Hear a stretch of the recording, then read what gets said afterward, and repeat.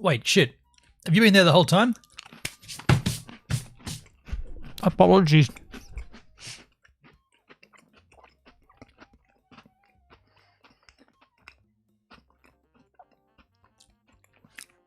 I'm just kidding. I knew you were there. I chose to go live while eating a cookie.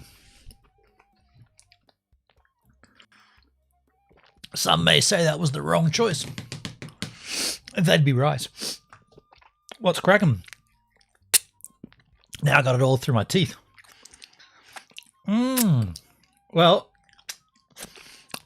the idea is to hang out here and have a good time, do a little tab action, do a little review, little react stream.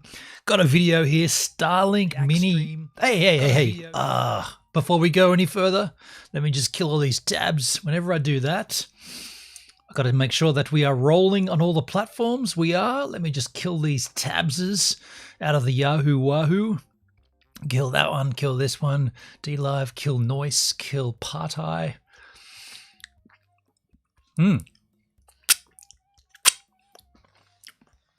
Excuse me. Now I'm back. Yeah, got this little tab out here. Hey, now I'm back. Oh, it's doing it again. Tab out here. What's playing in the background? You know what it is, dude? It's my No, it's not my YouTube studio. Oh, it's Beam. Hey, Beam is far out. Beam never plays like that. Wait, how can it be Beam? It's Kick. It's Kick. They've changed it. Kick started playing in the background with audio. It used to just come in muted. Now it comes in with audio. Anyway, it doesn't matter. This video here, Starlink Mini after 7 months. A lot has changed. Not sponsored. It's by a channel called Outdoor Audio. I beg your pardon, Outdoor Auto. I want to have a look at this because I have a Starlink Mini. Arguably, I haven't really used it much yet.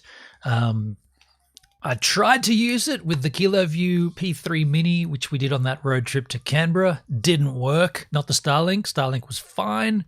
P3 Mini didn't work. I still have that, by the way. And so I would like to be using my Starlink Mini, being that I'm paying for it. Should be using it. I guess we will be using it sort of soonish.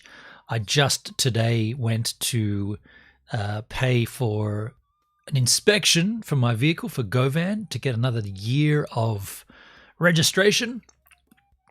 And there is an oil leak. What's it called again? I'll tell you what it's called. Something to do with the Cameron. I had to get a new tire. That was $300. Shit. Had to get a wheel alignment. That was a total of $375 with the tire. But there is a vehicle failed inspection due to oil leaks at the cam plugs, rear of cylinder head. And the passenger side front tire is bald, so that I had to get that fixed. So what I'm suggesting is that once, and by the way, it could be a pretty big job. Either way, I'm going to get it done, and then we should be able to do some road trips again in the van. Get out there, go surfing, go road trips, go camping, do all the cool stuff. Kind of like the Uluru mission we did with GoVan before. Yo, Steve, how you doing, man? Caught you kind of early. It's Mock. Oh, hello, David. Oh, David Mock. Now, I'm drawing a blank here.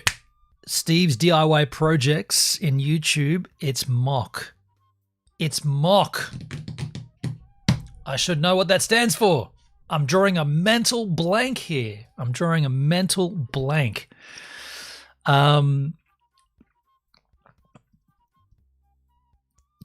Still got nada. So another couple of things have happened this week. I want to just address a few things. Daily mock projects. There it is on DLive. How you doing, man? Thank you, dude, on DLive. I just want to address a couple of things. So coming up tomorrow, I'm going to do a stream, like a proper YouTube stream, one that we sit down and really dig deep into something. And the situation is, I'll just give you the run or the brief overview because I don't want to blow my steam here. I want to do that on the actual stream. But there was a casting call that my sister alerted me to. The casting call was by an agency looking for quote unquote surfers with a dad bod. Now, I'm not exactly sure. I mean, I understand what a dad bod kind of means. You know, it's an older person, right? Someone in my age group. Even though I'm not a father, I still have the body shape or the body type of a dad. And so there's more to the casting call, but the general scope was we need surfers to participate in this thing. You get paid $3,000. It's a day's work.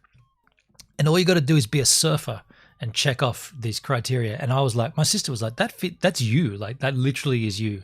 So I applied to it. And yeah, look, the long story short, the agency responsible, in my opinion, lied and said that they checked my application and I wasn't successful.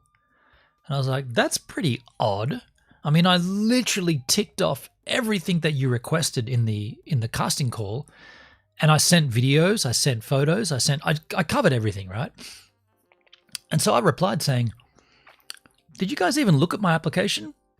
Because if you did, I'm literally what you've asked for in your call. So like, to not make a short list, like I'd get it. I understand if I got there and I went through the interview process and they said, actually, we're not going to go forward, that'd be fine. But for them not even to get me through that first culling period, when I'm quite literally exactly what they were requesting, I smelled something funny. So I responded saying, I think, obviously you didn't look at my application. What's going on there? Are you just a email farming? Are you just there to farm email addresses? Are you just collecting information for your database? Because the advert which you advertised was me. And to not get culled from that list to a short list that means you didn't look at it, but yet you tell me you did. And you know what they did? They removed the ad from their Facebook page, the group. They took it down. And then they responded to me and said all these things about we were trying to match the talent we're going to be taking from this casting call. We're going to match with an existing actor or actress, so they need to match. And I was like, nah, didn't mention that in the casting call. So anyway, this woman called me today and we had a chat, blah, blah, blah. I want to do a live stream where I talk about that because I feel like there's more to this story, right? Like you need to so this casting company has to abide by the rules of the game. They're in this guild, the Casting Association Guild. They've got to abide by these rules. And by putting out a cold call and then telling people, and in this case me, you weren't successful, thank you for your application, and then lying about, no, we did look at it. If they had it's like saying, the equivalent is like saying like casting call, we need a person who can I don't know, lift 80 kilograms and swim underwater for 30 meters, and you apply and you literally lift 80 kilograms and then you dive into a pool and swim underwater for 30 meters. That right there, that should get you onto the list of potentials, and then they should call you in. But imagine you applied for that and they just went, you're not suitable, which is basically what they said. You're not suitable. It's like, what? It's like saying I need an astronaut to go to space, and an astronaut applies and they go, you're not an astronaut. Like, what are you talking about? I'm literally what you asked for. Actors Guild. That's right, Steve. That's what and they have that on their website. We fall under the Actors Casting Guild, blah, blah, blah, blah, blah. So I think there's something funky going on.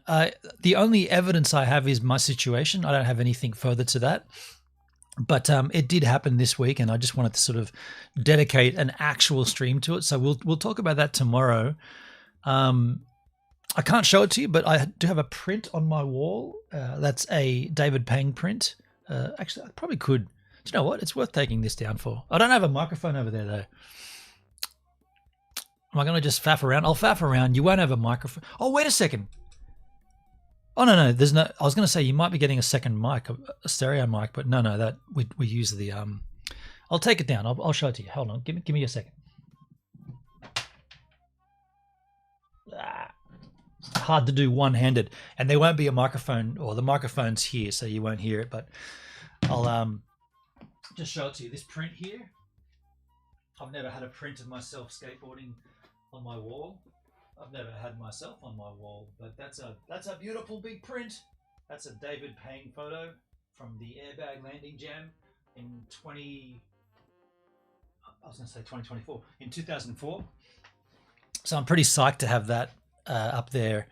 And thank you to Pangy for, he didn't even charge me. I was like, dude, I want to buy that. I want to buy the TIFF off you. And he just gave it to me. So I'm going to give him some photos off my website if he wants them. Some band photos or something. Oh, wow, that went in place almost. Oh, no, it didn't. I was going to say that's exactly how it was. It's close. Just give me a second to align this crap. Then we'll move on. Yeah, so he didn't even ask me for payment. I offered. I said, I want to pay for it. I'm a photographer. I know what it's like when people want to take stuff from you. I want to pay you for it. He said, no, man, you can just have that. You want the JPEGs or the TIFFs? He sent me both, actually. And so I said you can choose some. He actually said, can I take some photos from your website? And I said, I'll send you the TIFFs of those. Speaking of my website, folks, here it is. It's undergone a refurb lately. The best thing about this website now is that I've done this a few times. You know what I should do? I should make a video about this. Put it on my YouTube channel. That'd be permanent then. Yeah, I should just make a video. But either way, this left-hand gallery, in this case, Dice, the band Dice, this left-hand category is always the most current thing that I've done. So if you go to my website, which is bjwalk.com, and you refresh it, you'll see Dice will stay in that left-hand pane. Did I not Command R? Thought I did. Yeah. Oh, you know what? This is Firefox. Okay, so this bad example. Firefox is pretty. Firefox caches quite heavily. But anyway, what would happen is that if you open this up, you know what? Let me put this in the chat. I'll put it in the YouTube chat. It's in the YouTube chat. That's my URL. If you click that, that'll take you to the website and you'll see what I mean. But all these other galleries here, Parkway Drive, Crooked Colors, Shining Bird, The Meanies, Umlaut, The Ugly Kings, etc., etc., etc. These are all random galleries from every band that I've photographed. But of course, the most recent work will always appear here in the top left. I added an on hover effect so that the gallery just gets slightly larger so you can visually see. Oh, there's 2 Dexter Jones in a row. That's interesting. So that there's a visual indicator of what you're seeing, which gallery you're hovering over. Much like if you clicked on the full list of bands, it will take you to an alphabetized list, and as you over scroll, it highlights so that you can easily see where you are on the page. Those are all obviously linked via the letter of the alphabet. If you wanted to find a band, say a band starting with the letter M, you think I might have photographed them. Did you ever photograph Magic Dirt? Well, yes, I did. A number of times. Adelaide Big Day Out, The Gov, Magic Dirt at Uncaged Festival, 3 times. But are you interested in Adelita? Go back to the A's. She's in Magic Dirt. Have you photographed Adelita? I have indeed. The Factory Theatre, the Grace Emily. A couple of years apart there. And if you get stuck, you're too far down the website, you can just hit this little arrow button, takes you back to the top skis. Home button is always on the logo. Click that and go back to the home page. And you can also check out my Lightroom presets here. If you're a photographer yourself, you might want to nab these Lightroom presets. Very cheap. Ooh, didn't load. Shit. Oh, Command R for the refresh the trouser. There it is. Interesting. I've got this page set to load twice itself, but it didn't quite load. These are all the presets that you need. Look at this one here of Peter Hook from the New Order band. That's a beautiful. Imagine shooting that. You shot that, right? You're there at the gig and you're like, dude, that's horrible. Bring it home. Add this preset. Bam, you got a punchy black and white. Nice one, Peter Hook. If you like that, you go back to the top of the page. Click the logo. You've got my portfolio here. These are all my photos that I've done with bands in a studio setting or on location. Here's the Mark of Cain up front. The Seabon Kira boys. That's one of my favorites, actually. I really love that photo. They're great dudes. Poetical Justice. By the way, those 2 photos, I think that's weird. They're at the same location. I think that was the same rooftop. Yeah, wow. Royal Republic. Burn Collect, Hilltop Hoods, etc., etc., etc. I've added just recently a published tab as well. This tab here, if you click on published, goes to all the times my work has been published and where it was. In this case, the Hilltop Hoods on the cover of JMag. You can arrow across here. Here is an ad for a Tracer gig, a local gig. One of their last shows, actually, the Art Centre in Port Noarlunga. Yeah, that must be close to one of the last Tracer shows, the 23rd of May, 2015. Yeah, true. Here's another Tracer tour. This one was shot in Rotterdam in the Netherlands. That's from the European tour of 2013 when Pat Saraceno was joined in the band. Yes, yes. Here is the artwork. That's a low-res version. Shit. That's from the El Pistolero album artwork. That's more artwork from the album. Obviously, this is where my photo features, is what I'm illustrating here. Oh, here's the time when, what was this band called? Robot Head? No, not Propeller Head. Compressor Head. A band that's made up completely of mechanics. Pretty cool. This is a science magazine from France. They bought these images to run in their magazine. Hilltop Hoods. So a lot going on there. If you want to go and check that out, that's on my published section. I'm going to add more to this about section here. I want to add a little embed here. I want to add a little embed so that when I'm live, it pops up here on this website, just in case someone's perusing the site at the time that I'm live on any of my platforms, and it just pops up and says, oh, did you know I'm live? Here I am right here. It's not there yet. It will be soon. There's also this final tab on the right-hand side called Tracer. This is obviously where the bulk of my work lies. Actually, is it the bulk of my work? I don't know if it's the bulk of it's probably the work I'm most proud of. The work I did with the band Tracer from 2011 through to their demise in 2015.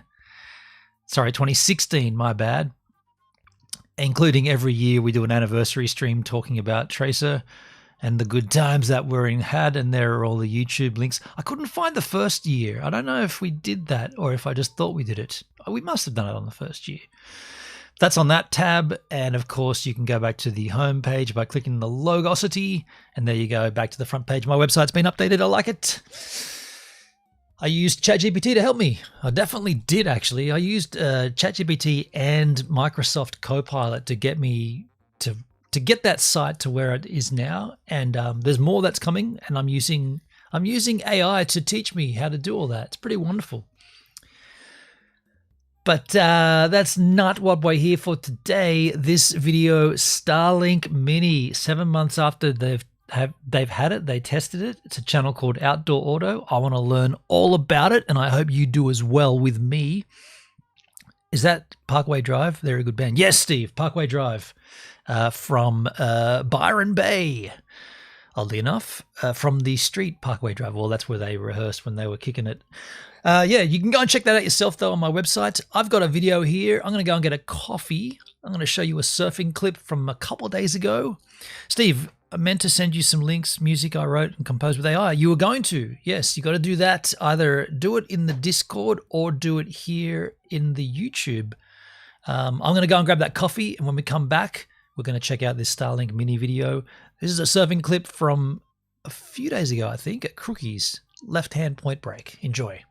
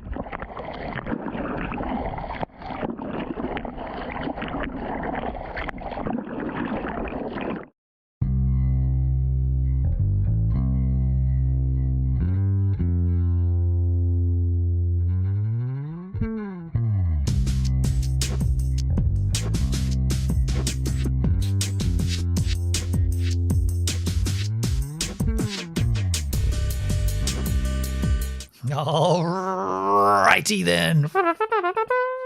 Coffee's too hot to sip, but it's going to be great later. Let's take a look at this Starlink Mini 7 months in. This is a Starlink Mini. It is an ultra-portable satellite antenna used to access high-speed internet. We have been testing it for 7 months, and a lot has changed in that time. For example, did you know that the Starlink Mini has secret subscription plans that don't even show up on Starlink's website? What? Secret subscription plans?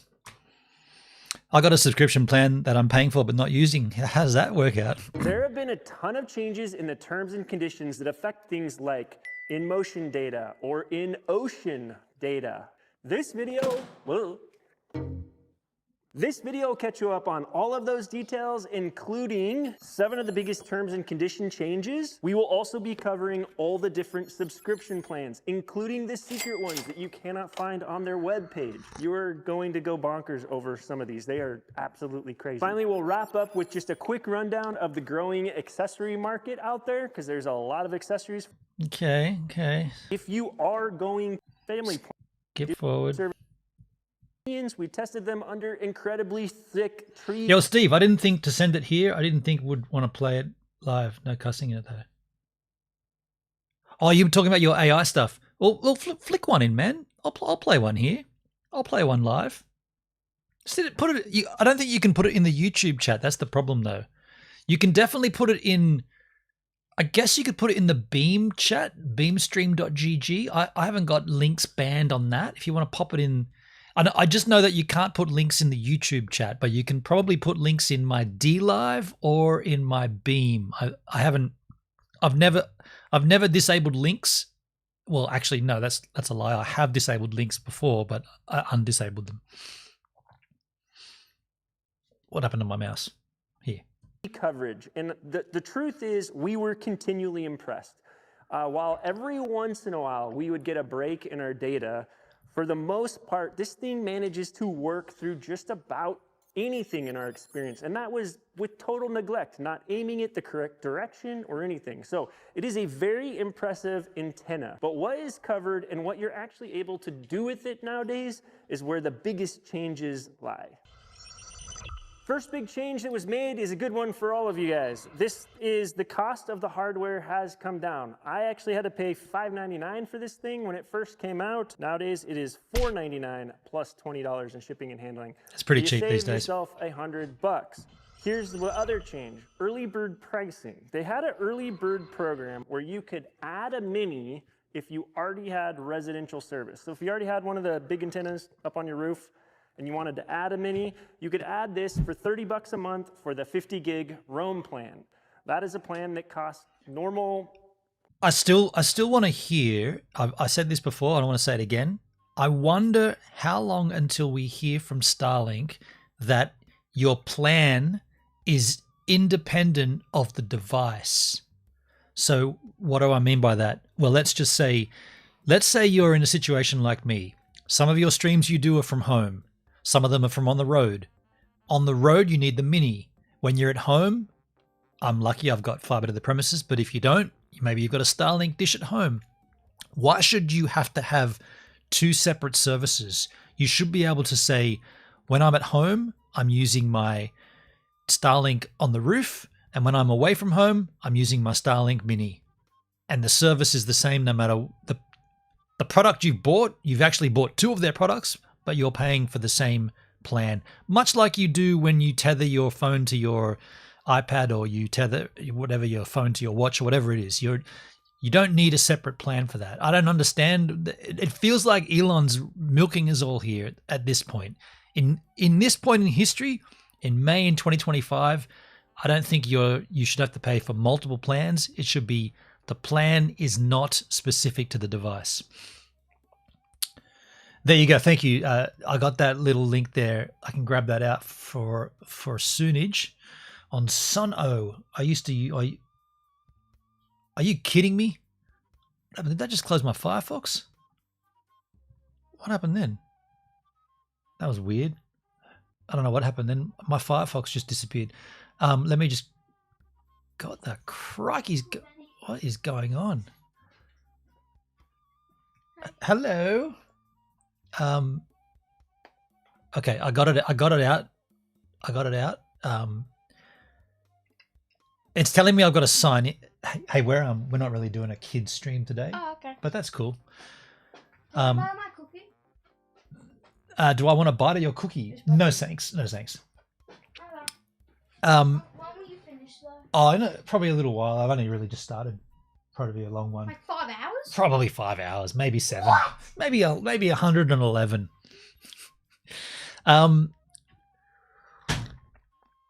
It's telling me I have to sign in. Sorry, man. Look, I don't want to just. I've got the link. I'll deal with that after this video. But it is telling me. I'll just show it to you, dude. It's telling me you got to sign in. That's the link that you sent. So I got to sign in. Just saying. Which isn't cool. I mean, I shouldn't have to sign in to listen to a song, right? But anyway. When it's not bundled, it costs $50 a month. The bigger deal, and this is another change, is you can't pause your plan on the $30 plan. If you want to be able to pause, turn this plan on and off for when you're traveling, you have to upgrade to the $50 a month plan. And if you think about the math on that, if you don't travel all the time and you can pause this for 3 months here and 2 months there, it's probably going to end up being cheaper for you as long as you remember to do that. It's probably going to be cheaper for you to have the $50 a month plan anyway. True. On the pause, just so you guys know how easy it is, you can pull up the Starlink app on your phone, and when you go under your Mini, right there on the app, there is a pause button, and all you would have to do is hit that and confirm it, and then you've paused your service. They do sell it in monthly increments, though. So if you pause it in the middle of the month, you're still paying for that whole month. And if you turn it back on, like on the last couple days of a month, you're still going to get charged for a full month. It's weird how they do that. Now, when this thing first came out, it didn't say that motion data, like throwing this on top of your car, and by the way, that's why this one looks weird with this black. It has a case on it with magnets on the back for mounting it to the top of the car. If you throw this on the top of your car, at the beginning when they first came out, it did not say that motion data was included. And we used 2 terabytes on that Uluru trip. 2 terabytes of data, most of that in motion. I think in all reality, they just wanted to get enough of them out there to see how they perform. Because it worked fine. We streamed 42 days worth on the road with no dramas. Before they were going to guarantee anything. So they did figure out a lot of things. And it was, I think we had a total of 2.4 terabytes of data was uplinked and downloaded, because I have to download my VODs as well. In regards to motion data, and we're going to go through some of those rules here in just a second. So motion data wasn't technically included before, but everyone was using it that way. Now it is included in certain plans. The base plan, the 50 gigabit plan for $50 a month, that one includes motion data. So you are fine to use it on your vehicle while driving. They say that it will work up to 100 miles per hour. Now that's a key answer for a lot of people, because I had no idea there were so many people that owned airplanes. But we had lots and lots of questions in the comments where they said, can I stick this on one of my planes and get internet when I'm flying? Well, I guess the answer would be, if you're going less than 100 miles per hour, it will in theory, you should get better speed because you're closer to the satellites. probably work. But I think that's probably why There's also an Earth-based station. have the 100 mile per hour threshold in there. If you got a Learjet and you're flying at 400 something miles an hour, I don't think this is going to work for you. Also, if you have a Learjet, I think that's the least of your problems. Okay, let's talk international. Originally, when these things first came out and they launched in the beta, international was not included, and they alluded to a global plan, but they didn't really have any details on it. The truth is, nowadays, with the 50 gig base plan on your Roam, international travel is included, and it's actually covered in 100 markets. I will throw up the map right now on the screen. But can you fly with one? Can you take one on a plane? Like literally, can you board a plane with one in your carry-on luggage? And you will be able to not that you're going to use it in the plane, but are you allowed to bring one onto the plane? see where those 100 markets are. On their website, you can go there and you can click on markets that aren't covered yet, and a lot of times it will give you information on when they may think that they're going to be covered or whether coverage is coming soon. So check out this map. These are the 100 markets where you can travel to, and your thing will work right now. Now, there are limitations on that. You are only allowed to be out of country for up to 2 months. After 2 months, you do have to return to your home country and have this thing bill and send through signals and everything, or check in so it knows that you went home. Just use a VPN. That would be just use a RPN, a real private network, because it's not virtual if you're actually there. Before you can take off to another country. Essentially, I think they're just trying to make sure that people aren't moving to another country. The service on these costs different amounts of money depending on what country you're from. So I think they don't want people like buying it in a cheap contract country and then using it in an expensive contract country. That would be my guess. Now, actually, that is one interesting thing. When you're talking about motion, pay attention to what country you're in. Some countries have weird laws. In Mexico, for some reason, it is actually illegal to use the data from this while you're in motion. That's weird. I don't know why. Hopefully that's a law that changes. I know that literally every race truck in the Baja 1000 runs one of these on their car that is using data while they're racing. So it seems like that's the weirdest country to have that That is a rule. bit odd. In-motion use of the Starlink is illegal in Mexico. The second country was Japan, just to make sure everyone catches that. Okay, this is a really cool one for some of you boaters. I am not a boater, but I had lots of questions on whether or not this would work in the ocean. So the 50 gigabyte basic roam plan will work in coastal regions, is what they call it. And they define coastal. No worries, Steve. I got the link, but it wants me to sign into Suno. In the terms and conditions as 12 nautical miles from the coast.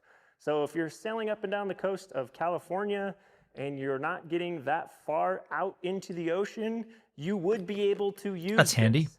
They do have plans these are some of those semi-secret plans that aren't actually listed on the website that do cover wide open ocean.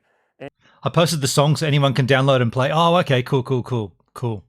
And we will cover those in a minute when we get to the service plans. Another quick fact, just to help you guys understand, if you have 50 gigabytes of data, that is roughly about 20 hours of streaming high-def video. Hopefully that gives you some idea of like how much data that is.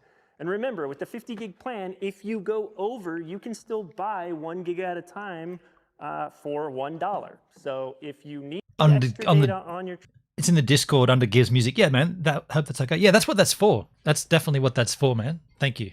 I'll bring it up. Travels, you can get extra data on your travels. Okay, now let's talk through the actual data plans that are available for your Starlink. Now, these relate to the Starlink Mini. That's kind of what this video is about, but realize they also have other antennas. They have a Pro version that's higher powered. They have the normal kind that people are mounting up on You're their jealous roof. of his toolbox? A lot of You like these that? plans can be used interchangeably with different types of antennas, but mostly I'm speaking specifically around the mini stuff right now. Okay, so first up is the main plan that everyone knows about. The Roam plan that is capped at 50 gigabytes. And then for every gigabyte after that, you're charged $1. One thing to understand about this plan is when you're traveling through an area, the residential customers that have one of the antennas on their houses and the mobile customers get preference over you. So one thing that I've noticed is when you're traveling through a really dense city, my speeds on my Mini will slow way down to like 30 to 40 megabits per second. And then the second that I get out of town, I see them. The water separator on the wall. Is that what that thing is there? A water separator. He's a painter. Okay.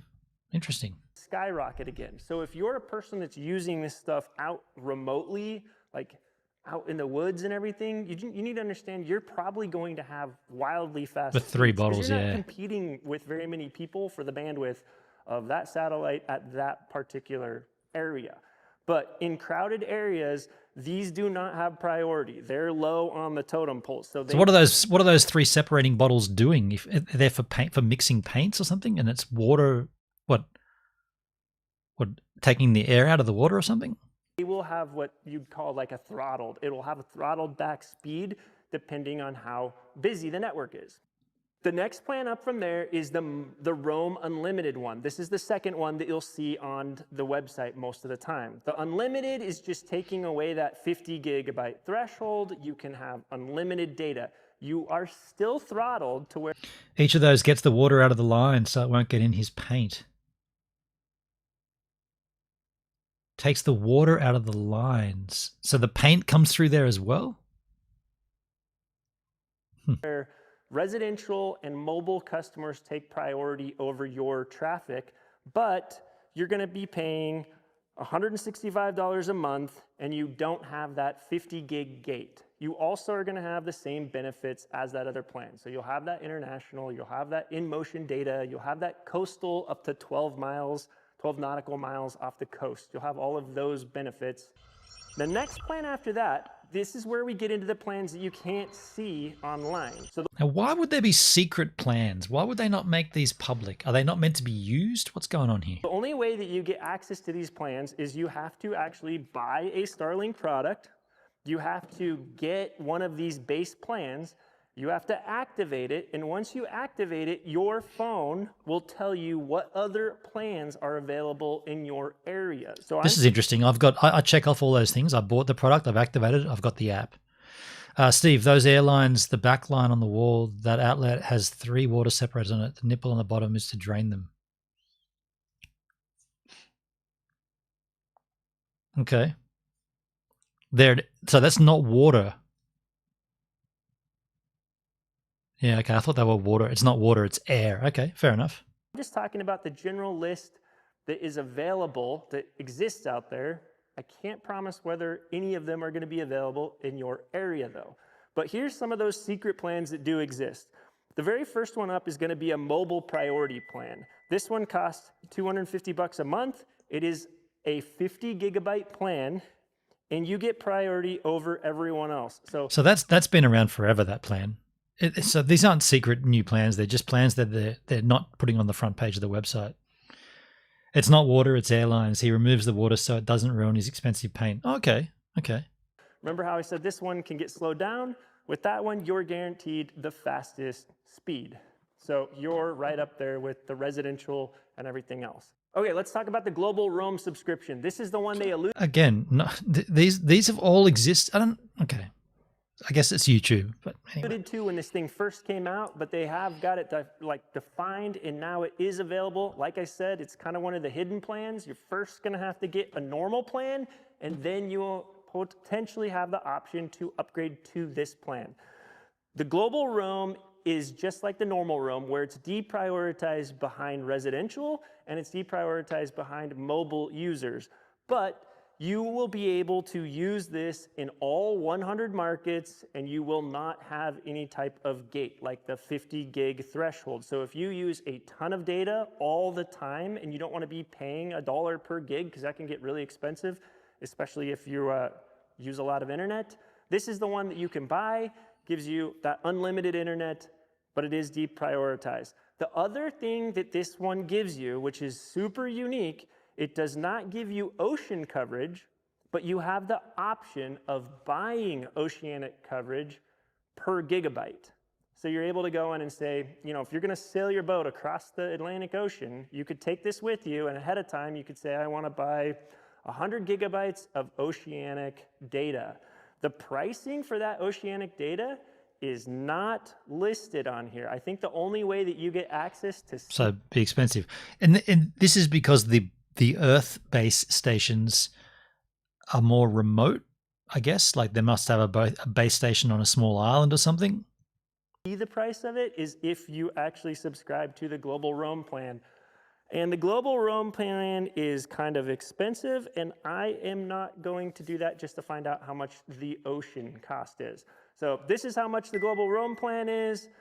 If you need oceanic data, this is crazily the cheapest way to get it. Okay, guys, this is where it starts to get really crazy. There is a mobile priority plan. This is kind of like the everything plan. This will give you ocean data. Okay, so that's everything. Okay, sorry, I thought he was going to... all using all the benefits. The plan is mobile price. It is $510. $510 You'll not believe how expensive this is. The final plan is mobile priority 5 terabyte. So that's the same as the one I was just talking about, but instead of 1 terabyte, it is 5 terabytes. Like I said, we did the Uluru trip and used 2.3 terabytes. Okay, so I don't think there's anything more that we need to look at here in this video.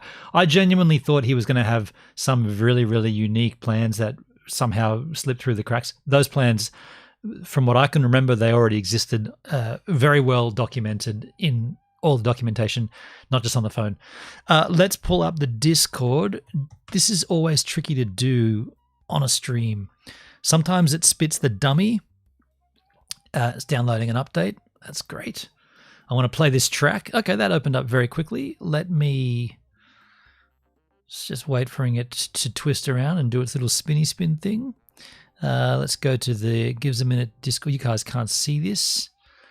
I will make it onto the screen into the Gives Music tab. Here we go. Nomadic Wrencher. A song I created with AI. A song I created with AI, my lyrics. The King's Plan. So before we play this, you used AI to generate the music, but you wrote the lyrics, is what I'm understanding. If that's correct, let me know. You wrote the lyrics and you used AI to generate the music around the lyrics, I'm going to assume. But hang on. Do I have a Discord audio source here? I don't know if I do.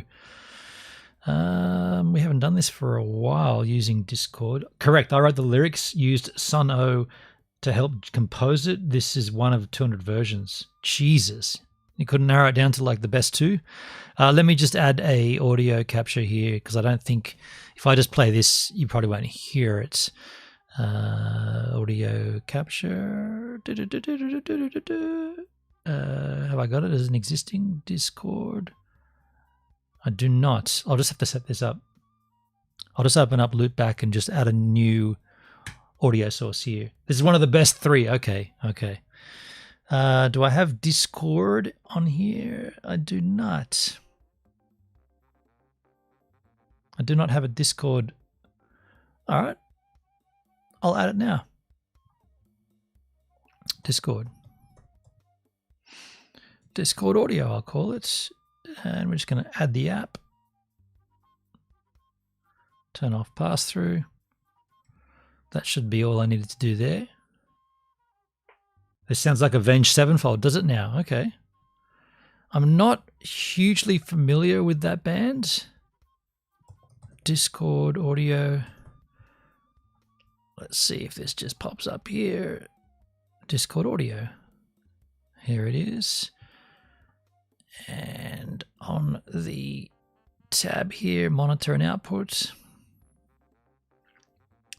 Discord audio. All right, we should be good to play this now. Here we go. King's Plan Remastered A7V. A7XV.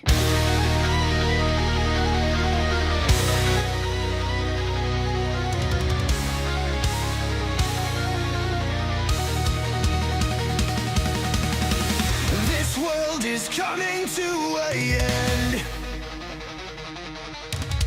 It all started with the stroke of a pen.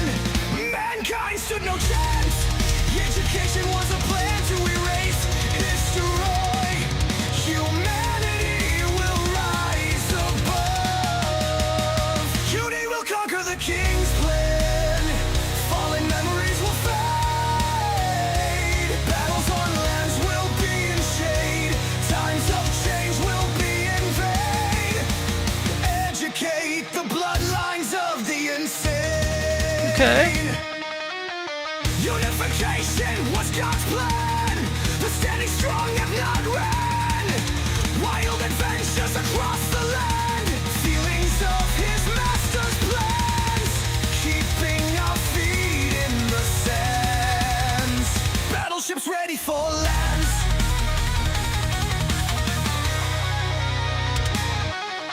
World War III tanks loaded for blood. Captains at sea ready to flood.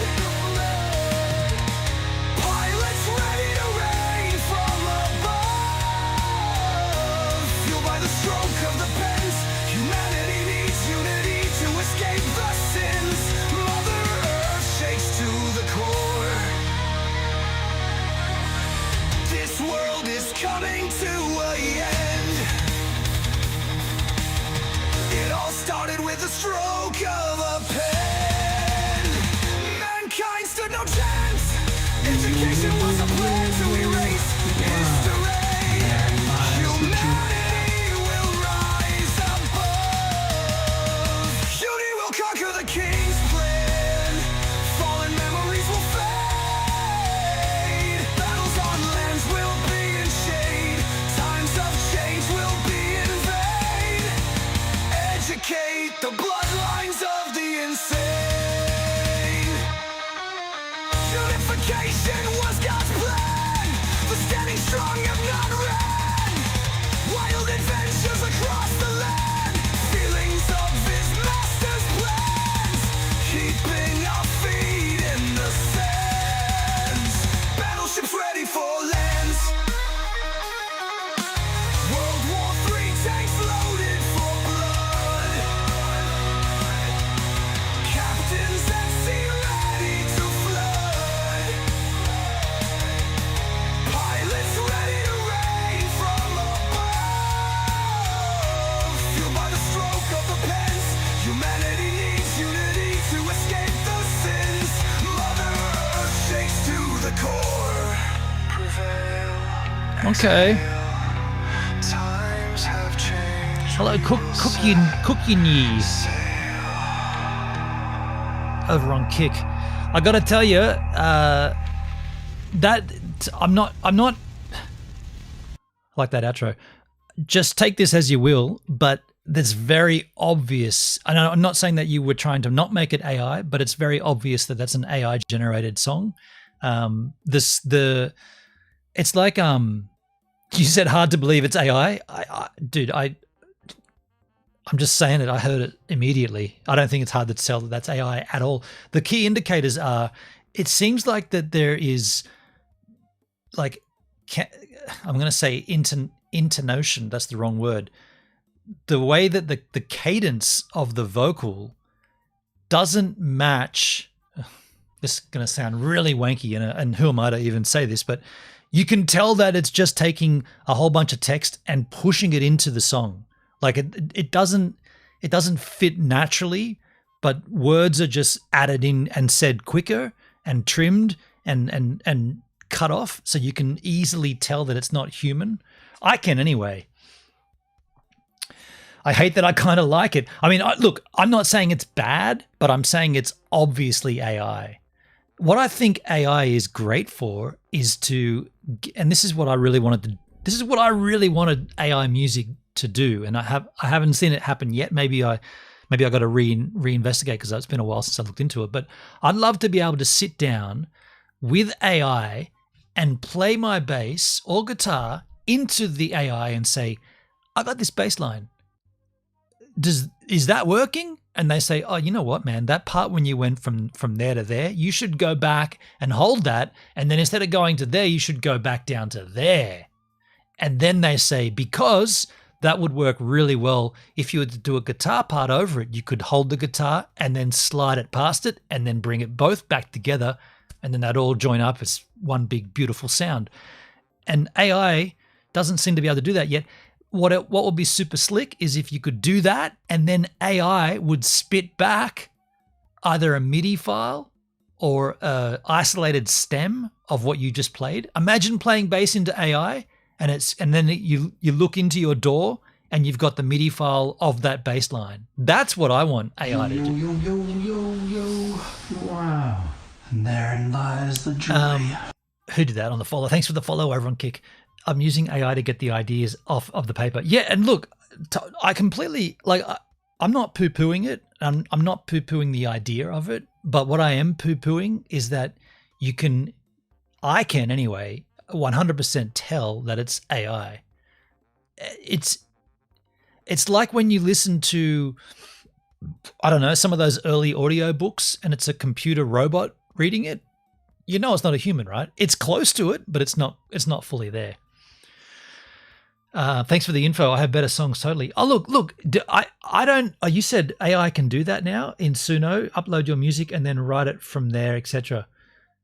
Does Suno? I'm gonna have to check this, man. Does Suno actually allow, or not allow, but generate stems in MIDI form? Oddly enough, where's my AI bot? Where is the chat GPOS? Where is it? Here we go. Give me a second to bring this down, Skins. Here is ChatGPT. Does Suno provide MIDI files from stems created? Kidding me? Oh no. Okay, so what just happened then? That's weird. I didn't think. Okay, shit. Okay, so what just happened then? You just saw, I've got a kill switch. Let's say something's happened and something desperate's happened and I need to get away from the stream. Under my desk, I can press this.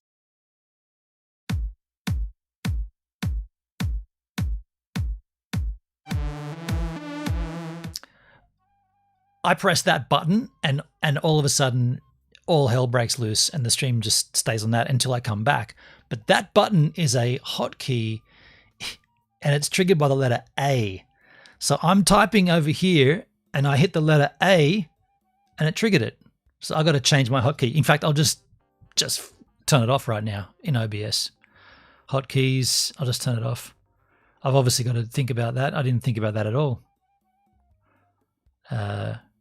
Get rid of it. Why can't I just get rid of it?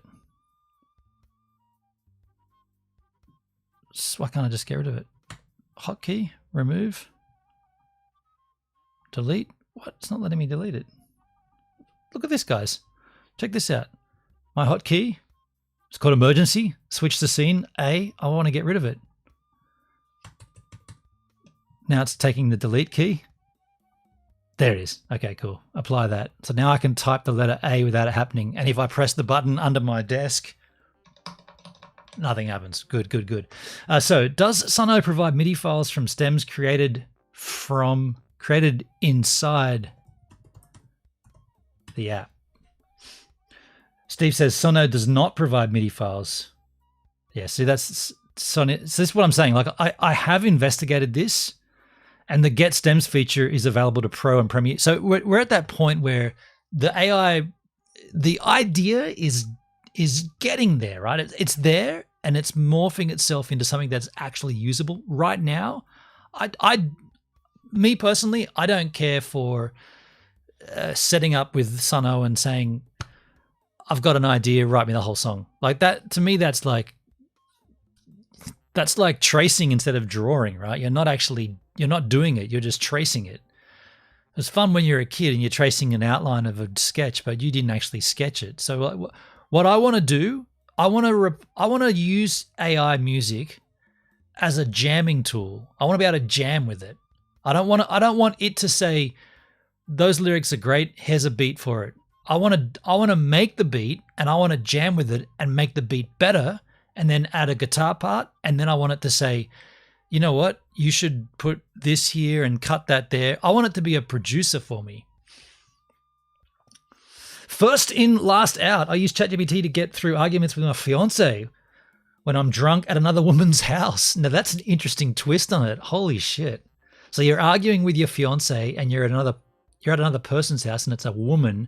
And so you're using ChatGPT as a woman to tell your wife what you know she wants to hear. Shit. How well has that been working for you, man? It's great to help get ideas out and to hear them to write better, or bands can use it to help them write. I mean, yeah, absolutely. Yeah. But in my mind, until it gets to that point where it, like, by the way, can you play music into it? Can you play audio, like live audio, into it and jam along? Suno does not currently support live audio input or jamming. So it's like, in my mind, that, like, and Suno is the best one, right? Suno is the Doom not even a metal band, the Doom sound band. Do you know Sun-O? Have you ever heard of the band Sun-O? They hold the record of having the deepest, longest bass tone, the most unrecognizable tonality of a bass in any music. That's aside from the point, but so it says here, this current generation of Sun-O does not currently support live audio input or jamming in real time. It's a text to music AI generator. See, that's what I'm saying. Like that, we just need more. We need better. I'm not interested in that. I'll use ChatGPT like now, and I'll use it to generate not thumbnails, hashtags for Instagram posts and TikTok posts. I'll say, I've literally said every day I've got a command that says, generate me the best 30 hashtags for this YouTube, for this TikTok video titled, present them inline, comma delimited, top from bottom.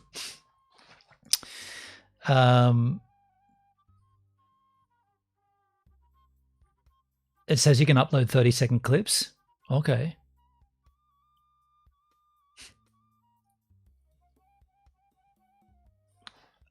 Oh, man. I heard Katy Perry used AI in her last single. Is that a fact? Katy Perry. Man, am I getting trolled here on Beam? First in, last scout. Did you really make an account over on Kick just to come in with that shit? You dickhead. You dickhead. Why would you bother with that shit? So yeah, we're just going to ignore what. And I bet Cookie Nike is the same dude over again. So we're having a conversation here, and this dickhead comes in with that shit. Fine. And by the way, ChatGPT is behind anyway. So yeah, Steve, you said that it currently does allow 30-second inputs. If you're looking to improvise or jam live with AI, you might want to check out other tools. Ableton Live with AI plugins. Okay. Orb Producer Suite generates harmonies. That's interesting. I'm actually talking about the topic and listening, insulting, low key. Yeah, but you're obviously the same dude. So you know what I really miss, man? I really miss when, and this is just the nature of I guess Beam and Kick and whatnot. We still don't have kicks yet. You still can't drop kicks, right? I really miss when in those early D-Live days, like this dickhead was talking about, when the trolls would come in and then the community would fight my battle for me, and they would like either banish these trolls with smart replies to their comments or over donate to prove these dickheads that they're the lousy ones. I love those days. I'm actually not, so don't put me in a box until I do something. I'll do what I want on my stream. You do what you want on your stream, Kuki. I can't even say your handle. I know who I've got here. I know who my community is, dude. And I've always said, actually, I haven't always said this, but I did come around eventually. I changed it completely, actually. I originally said everyone gets a chance, and then I changed it to no, everybody that comes in is a troll until they prove that they're not. I used to do it the other way. I was like, no, let everybody do their thing. And then when we find out that they're a troll, we just boot them. I'm like, no. Every person that joins is a troll and up to no good until they prove that they're not. My account isn't new. You can see that. I don't really care who you are, to be completely frank. I couldn't give a rat's ass who you are and how old your account is. I genuinely don't care. It's nice of you to be in here, but I don't care for you. I don't care who you are, what you do. That's just the nature of it. Don't care. We'll never care. Where were we anyway? We had another link here. Oh no, we're going to look at this. What was this? This got me off track here. Orb Producer Suite generates harmonies, melodies, and bass lines in real time as you play. Now that's exactly what I was saying. Orb Producer Suite. AI synthesizer plugin. Okay. It's a plugin. Okay, cool.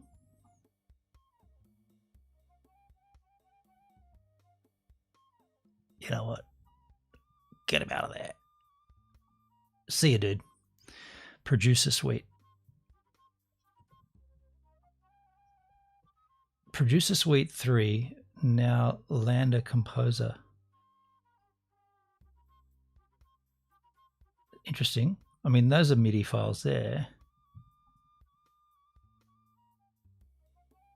Break through creative barriers and speed up your workflow with powerful AI chord progression generator. Interesting. So I want to know how is AI sounding working live? Yeah, true, yeah. Let's take a look. Welcome to Lander Composer, the all-in-one intelligent. Can I grab this out and watch it on YouTube? Because then I can watch it in all-in-one intelligent. Shush. I'm going to put it in here.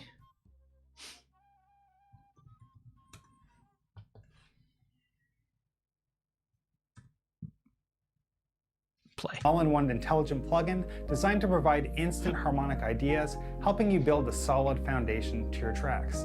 In this video, I'm going to show you how to use Lander Composer, walking you through every element to get the most out of this powerful plugin. Let's get started. In Lander Composer, you have control over 4 main elements of music: the chords, the bass, the arpeggio, as well as the melody. You can add each one of them by pressing the plus sign just right here.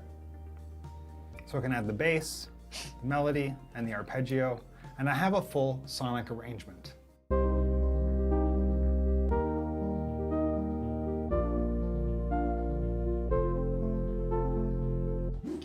Did that just generate that?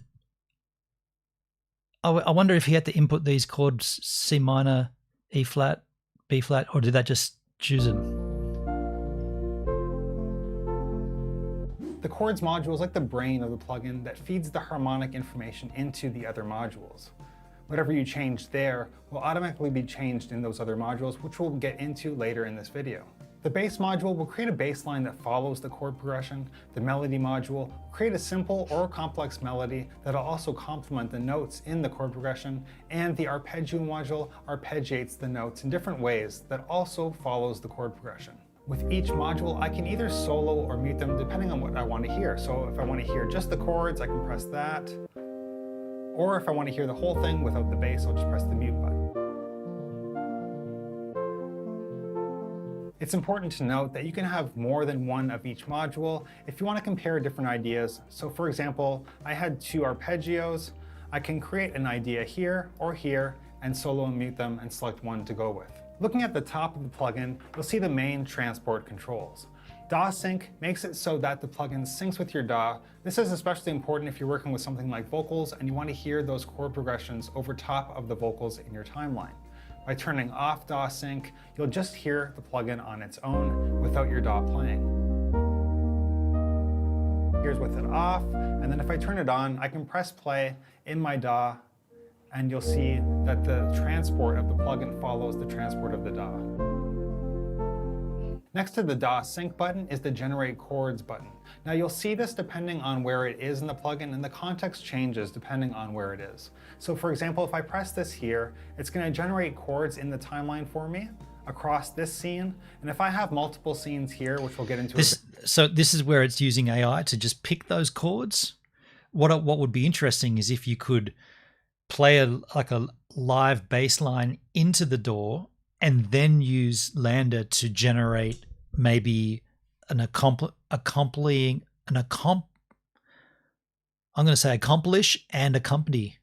And I'm stumbling. It could generate whatever could go along with that bass line in the Lander Composer. Later, by pressing the plus button, it'll also generate chords for that scene. So you can see I have these chords now, and if I press the generate button, I have different chords. I just don't like this. Just press this button and generate chords. I don't like that. That takes away from the creativity. Like you need to be the one that generates those chords, and then it uses the chords that you've given it to build from there. Each scene. And of course, you can always undo or redo any changes that you've made. So for example, if I liked those chord progressions that I had earlier, I'll just go back and cycle through. And finally, you have the skip button, which will bring you back to the beginning of the chord progression. I tend to use this when DAW sync is off if I want to control the transport within the plugin so I can demo out chord progressions. You have start, stop, as well as a master fader that'll control the master volume of the plugin. Next, let's look at scenes. Scenes are great for holding chord progressions that will occur in different sections of a song. To add a scene, all I have to do is press the plus button here, and I can add up to 4 scenes. So for example, I can have the first scene be my intro, I have scene 2 as my verse, scene 3 as my bridge, and scene 4 as my chorus. To delete scenes, all you have to do is right-click and press the trash icon. You can also duplicate scenes if you want those chords. Okay. Scenes. Main controls to the right of the plugin with the actions that we've already covered. So we have delete, duplicate, and insert scene as well. Each track, you'll see the sound panel open up on the right-hand side. It's here where you can adjust the sound. So for this chord track, I can generate new settings and it'll automatically choose a preset that'll work well for chords. So I can do this, and you can see it's shifting around different presets, keys, pads, plucks. You'll see if I go to the bass, I can generate new settings based on the bass presets that are included. So I can generate, and you'll see that the sound preset down here is changing. The chord clip and MIDI performance. By clicking on each of these chord clips here, you'll see the performance box pop in on the right. This is where I can select rhythmic rules. So for example, on my arpeggio, if I just want a note on every 8th note, I can select that here, and you'll see it change here. If I want this arpeggio to become a polyrhythm, I can select a time signature here. So let's say I want 5/4 arpeggio. It's going to give me an arpeggio that's a scene that you have a certain melody. You can copy that over to another scene and then just adjust the variation. Then you get sort of a similar melody. Now moving on to bass, you'll see one of the parameters change. So we have the same as the other two, but we have this humanized parameter, and that just adds a bit more of a human feel. So it'll move. And you'll see this MIDI editor, and this behaves like any standard MIDI editor. I can select notes, I can move them around. So what I'm hearing here, or what I'm seeing here, is that this is like it feels like this stuff will be part of Logic as like built in. Like we got a plugin now that's doing this. It's called Lander, and I feel like in the future, not far from now, that'll just be part of Logic, where you'll be like, oh, you want to use AI to generate this accompaniment to go along with what you've got? Here it is. Right now it's a standalone plugin that you got to purchase, but interesting. It's still not what I was thinking it would be, but I guess I need to be specific about what I'm looking for, and what I'm specifically looking for is to replace the human in a jam room. So if you can, we've already replaced the drummer, right? We've already replaced the drummer. The drummer, now you can use drums in Logic very, very easily. You could always use, like an electronic drum kit. Now what I want to replace is the whole jam room and do it inside of Logic. That would be really creative, really creative. Imagine jamming with yourself. Imagine that. You play enough bass into your DAW that it stores a recollection of how you... Here we go again. Wow. It stores a recollection The joy. of how you play, what style is your play centered around, and then when you start playing something into your DAW, it jams along with you, but it's you, the AI. It's like the J Boston AI version of you jamming back with you. That would be sick. So sick.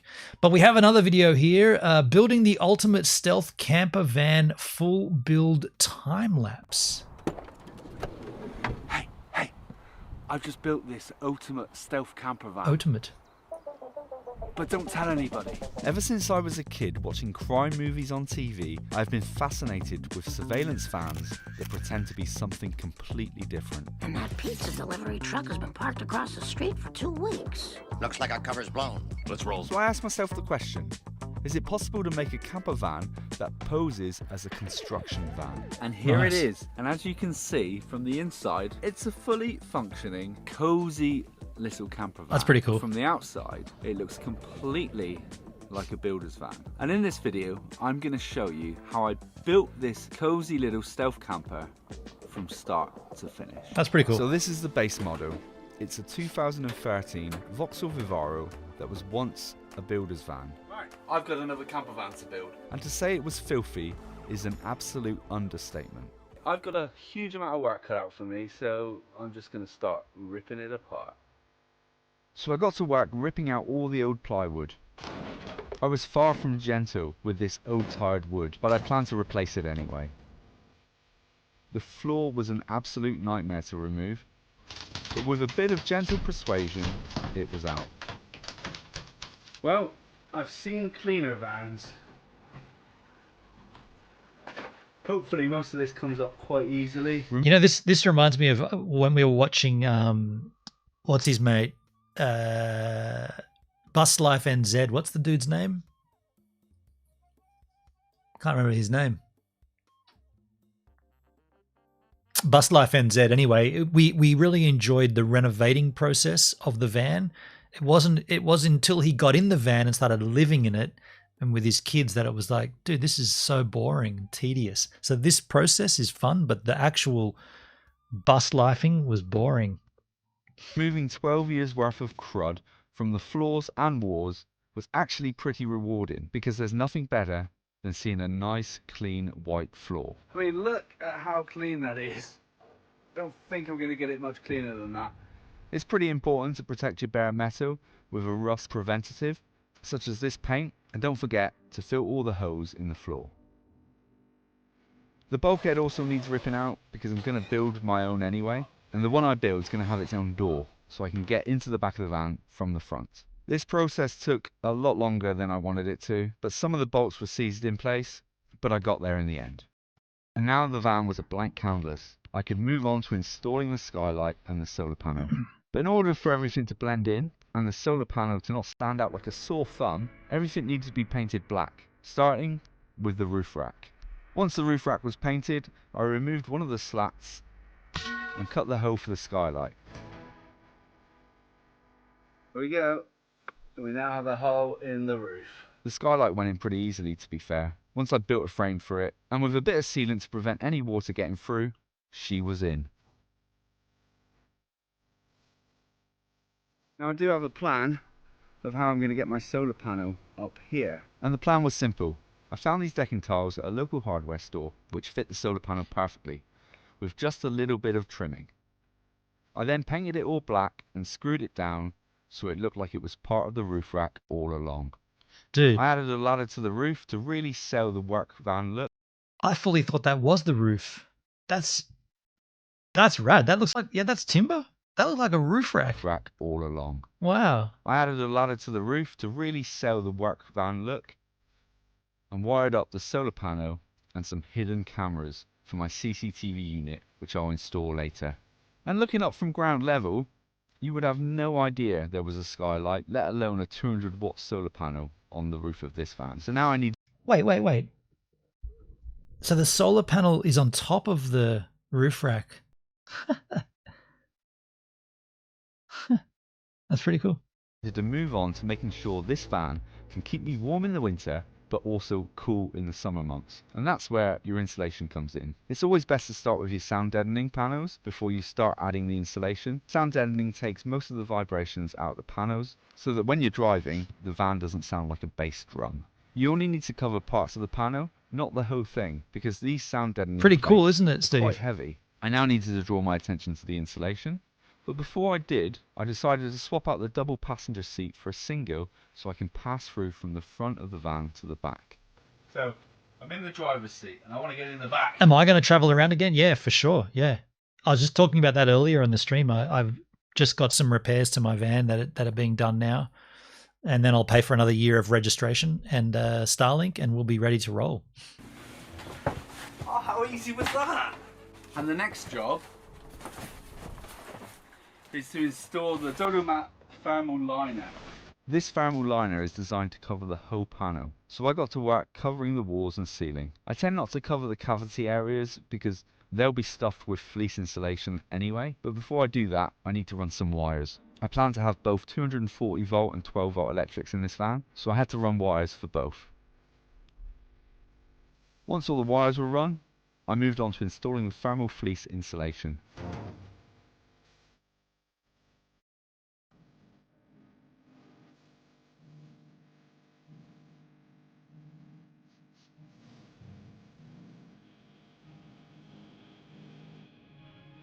And to finish it all off, I insulated the floor with an insulation and sound deadening combo. It worked a treat.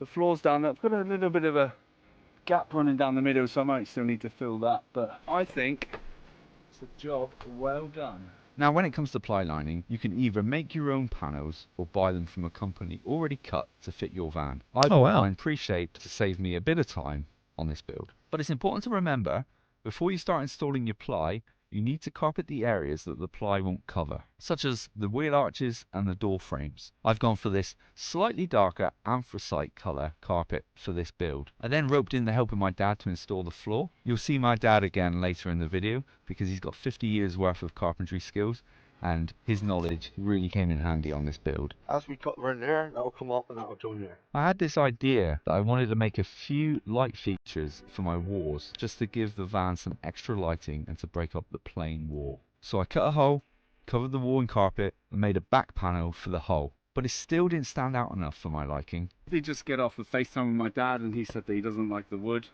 on there. He thinks that maybe I should cover it in some sort of vinyl or something because he said that plywood, when it's like this and it's not like marine ply, he says it looks unfinished. You know how like most yachts and super yachts and power boats, whatever they're called, they all have like a teak deck. And the teak deck always has like a wooden slats and then like a rubber strip. So I took a punt and ordered this teak effect rubber matting. It's self-adhesive, so I peeled off the back and stuck it straight to the wooden back panel. Is it going to look like a garden shed? I then ran some LED strip lighting and refixed the back panel. It's gonna look sick. I then wired up the LEDs to a power station so I could test to see how they actually looked. Bit too bright. Do you know, that actually looks better than I thought it would. And the overall like colour of it and everything, I was a bit concerned thinking it was a bit too orange, but I think it looks fine. It looks fine with the light on. It also looks good with the light off as well. So yeah, happy with that. Just need to do that side now. Pretty cool. Pretty creative.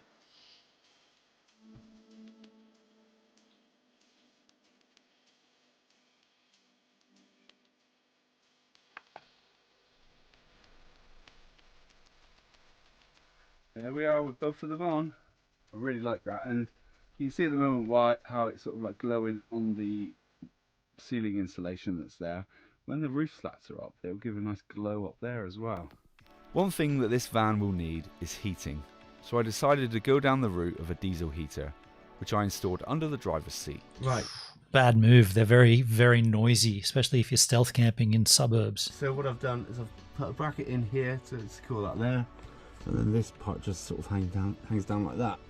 You can't actually see from up here. I believe that this is all right to have it sort of at a slight downward angle like that. Can't see why that wouldn't be all right. I only installed the heater itself because I'll be installing the diesel tank, pump and all the wiring later in the video. I then moved on to the job that I've been sort of putting off for quite a while, which was building the bulkhead. The whole point of removing the original bulkhead and replacing it with a wooden one was it needs to be straight, square and have a door in the middle. So now what we do is we need to come through here and just say we want to get into the back. Is that going to be too low? Yes it is. And I knew it was going to be too low because it's always easier to take a little bit more off than cut too much off. So I got to work with pretty much no clue what I was doing. I built a basic frame for the partition, covered it in ply and made a hole in the middle for the door. My plan for this side is it's going to be carpeted in like a light grey sort of veil trim just so that it kind of matches the ceiling. And looking at it, I'm probably going to have to put strengthening on this side just to keep it all square.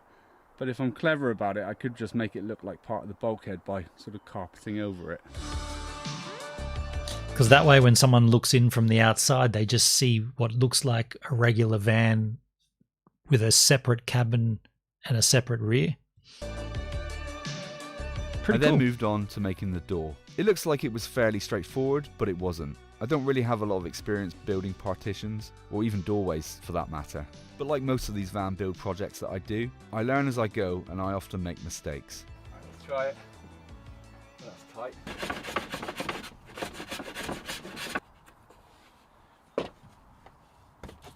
Yes! Oh, it might just clip my kitchen, you know. So that's the corner of the kitchen right there. Are we ready? Ooh, it's going to go over it. it's probably going to catch. Later in the video, once the kitchen's installed, I will sort out the door so it doesn't hit anything. But in the meantime, it was time to move on to the power. This van is going to be completely powered off a power station, but I need to find somewhere to actually put this, and I think I've come up with an idea. It's a good idea, actually, running it straight from instead of a dual battery, just get a power station, you know? They charge from, I mean, well, they do charge off the alternator, don't they? This whole area here was always going to be my original sort of hub area for my electrics, hence why all the wires are coming out in this corner. The problem that I've got is that once the kitchen's in and everything, it's not going to leave me a lot of space to get this power station in that corner. So I think I've worked out what I need to do, and I'm actually going to mount this into the partition. With all that figured out, I cut the hole for the power station, built a platform for it to sit on, and then moved on to installing my 12-volt fuse. That's a sick idea, because that little gap there now is inside the cabin, whereas before it was at the back. They can charge off the alt if you wire it to the charge controller. Yeah, I mean, so yeah, you either go with what are they called, AGL batteries, like I've got in GoVan, or you go with lithium batteries, or you go with one of these power banks that's ready to plug in and roll. Yeah. Board and bus bars. I then needed to find a place to mount my CCTV controller and its monitor, and this looked like as good a place as any. Yes, these wires look extremely messy, but they will be all covered up later on. My OCD would go mad looking at that every day. A quick test of the CCTV, and it was on to installing the switch panel, which I mounted to the bulkhead. Because I have a plan for this van from the beginning, I actually know pretty much where everything's going to go. I know where the TV's going to go. I know where the fridge is going to go. I know pretty much where all the lighting's going to go. So now's the time to run all of your wires so that when you actually install these products later, you can just connect them. Nice and easy. And AGM is best for price overall. It still is, yeah. They're very heavy though. Very heavy. Now all my wiring is ready to go, including my ceiling lights. However, I've not even got a ceiling yet. So that's where I roped in the help from my dad again. We installed a few plywood cross members to mount the ceiling directly onto, making sure lead acid can charge while used, not lithium though. Right. Oh, is that right? So when you're draining a lithium battery, you can't be charging it at the same time? No. That means you couldn't use a lithium battery while you're driving if it's charged off the alternator. You sure about that, dude? People use them in motorhomes all the time. that they were in line with each other and nice and square. And then we were ready to install the main ceiling panels. I decided to go with acoustic wall panels for the ceiling because I think they look It can smart. blow up? But so what? If you've got lithium batteries in your camper van, you can't be using them while you're driving. It doesn't sound right, dude, because they're always getting a charge off either solar or the alternator.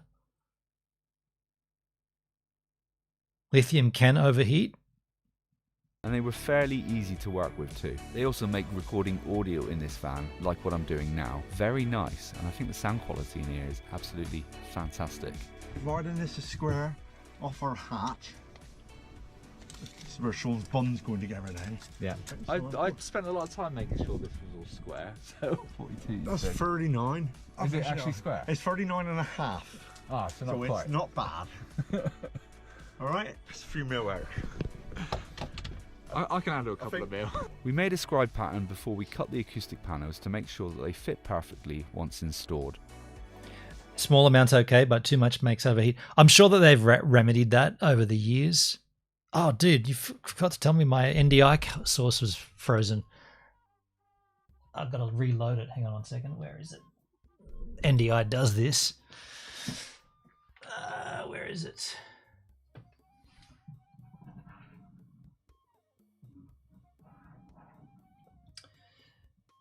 I'm still waiting on my GH5 to be fixed. Well, they fixed it, but they're just gone quiet as a business. They emailed me from a no reply email address, and their phone number doesn't work either. It's a little bit scary.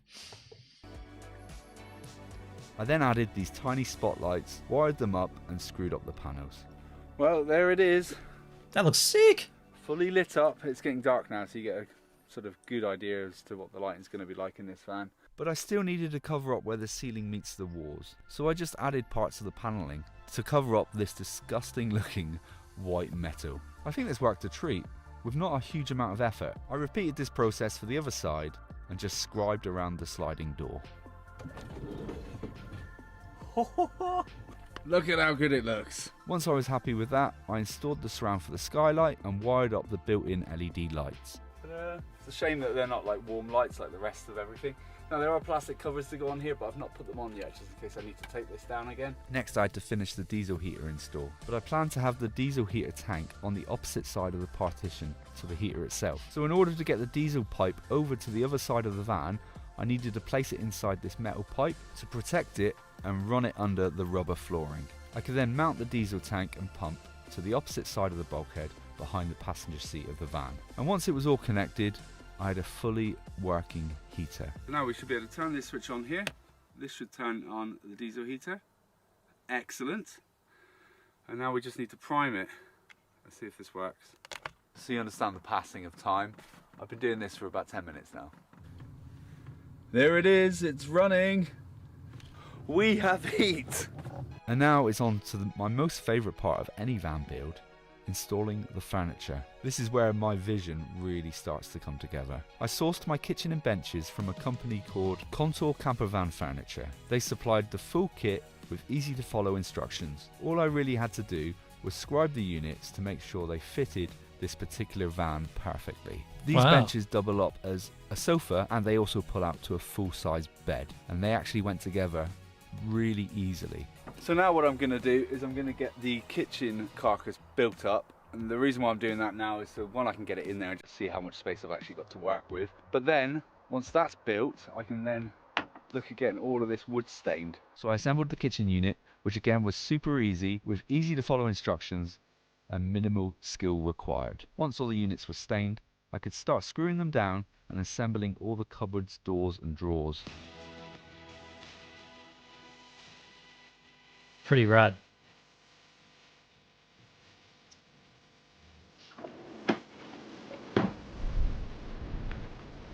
I really wanted the kitchen doors to have a splash of colour, so I painted them in an eggshell blue using Farrow and Bore paint. Now I don't normally spend a lot of money on paint, but as these units were so well put together, I thought it would be a shame to put some cheap, nasty paint on these doors. So I spread the budget a little bit. It really made the kitchen come alive.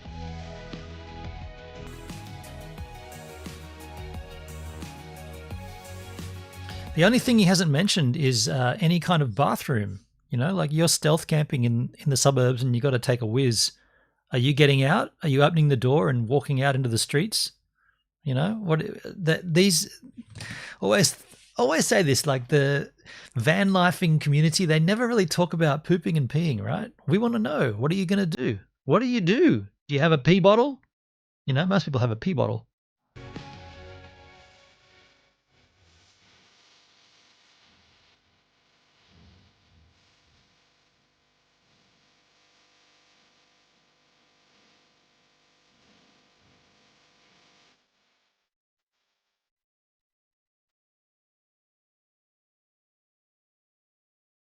Here it is, the bed, the furniture, the kitchen. Cushions are on, it will be a lot more sort of comfortable than how it is without them. But if I sleep in here with my wife, it's like, are you alright all the way over there? This might be wider than our bed in the house. It was time to move on to installing the tap and sink. The tap install. The other thing that I would love to see in these builds, I would love to see somebody with a really smart way to level everything independent of where you've parked. Because if you're stealth camping, that's what this is, a stealth camper van, more often than not, you're in the suburbs on a street and you've just pulled into a spot that's available and there's the camber of the road and suddenly your vehicle is on an angle like this. How are you going to get to sleep when your bed is like someone needs to design, or it needs to show how I've got this bed and it's self-leveling. So no matter where I park, I just turn it on and it levels itself. That is really critical. It was really simple, and wiring up was even easier, thanks to my forward thinking and running all of the wires beforehand. So all I had to do is connect them up. The sink, on the other hand, was a complete nightmare. Okay, so I'm pretty much ready to throw this in the bin. The sink's fine, it's just these little stupid clips. A really fiddly job, but I got there in the end. Right, I've done it. Don't ask me how, but I've done it. Cheers. I then moved on to install Wait, where did the plumbing come from? You didn't show us a water tank anywhere. in the fridge. Once I swapped the door over to open the other way, it pretty much slotted into place. And again, it was just connecting the fridge with the wires that I'd installed previously, and then just screwing the fridge to the Yo, kitchen Nevsky, how you doing, man? I say you should have kept the big panel. He should have kept the big panel. Okay. unit. This hob install is probably going to be the easiest thing. Right, you ready? Pull the drawer out. Right, take this out of the bag. We now have, well, I would say a working hob, but this is a Dometic hob, which is designed to go in this space perfectly. That's why I ordered this particular brand. But they didn't actually send me with it. I bought this from Amazon. They didn't come with any gas lines or anything, so I'm going to have to do that later. For Starlink, not the Mini. Oh, wow. Okay. Interesting. Later on, or in a separate video. The TV install was really easy. I just fitted a wall bracket to the back of the TV. Oh, come on, man. A TV in a stealth camper? Do you really need a television? You're going to put an antenna on there and then pay British Television for a subscription service? Hey, Dugsky. Hey, Gibbs. Just finished a big week. Looking forward to the weekend. Lots of kids' sports. No rests for the wicked. Well, I hope you're doing well, man. Why would you put a television in a camper van? I mean, I guess you might want to chill and watch something, I suppose. And screwed it to the wall. I previously reinforced this section of the wall for this very purpose. To allow Bigger area means better reception. Not true, Netskis. The Mini and the Gen 2 are virtually the same in terms of speeds. We've already done that test a bunch of times. Yeah, there's no discernible difference between the Mini and the Gen 2s. Certainly not for the need that I have for the upload. Maybe you might get a better downlink with the bigger dish, but definitely the uploads are pretty much the same across all of them. Because don't forget, not many people are using Starlink for how I use it. Not many people are doing that. Most people are using it just to watch Netflix when they're camping. But a constant upload, constantly uploading, they're all pretty much the same for that. Secured safely.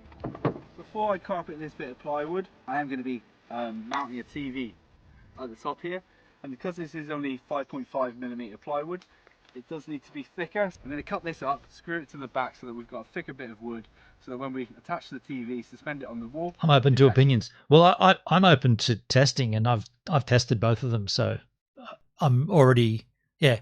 I know you guys haven't seen it yet, but I've tested the Mini a bunch of times, and there's no difference for what I'm doing.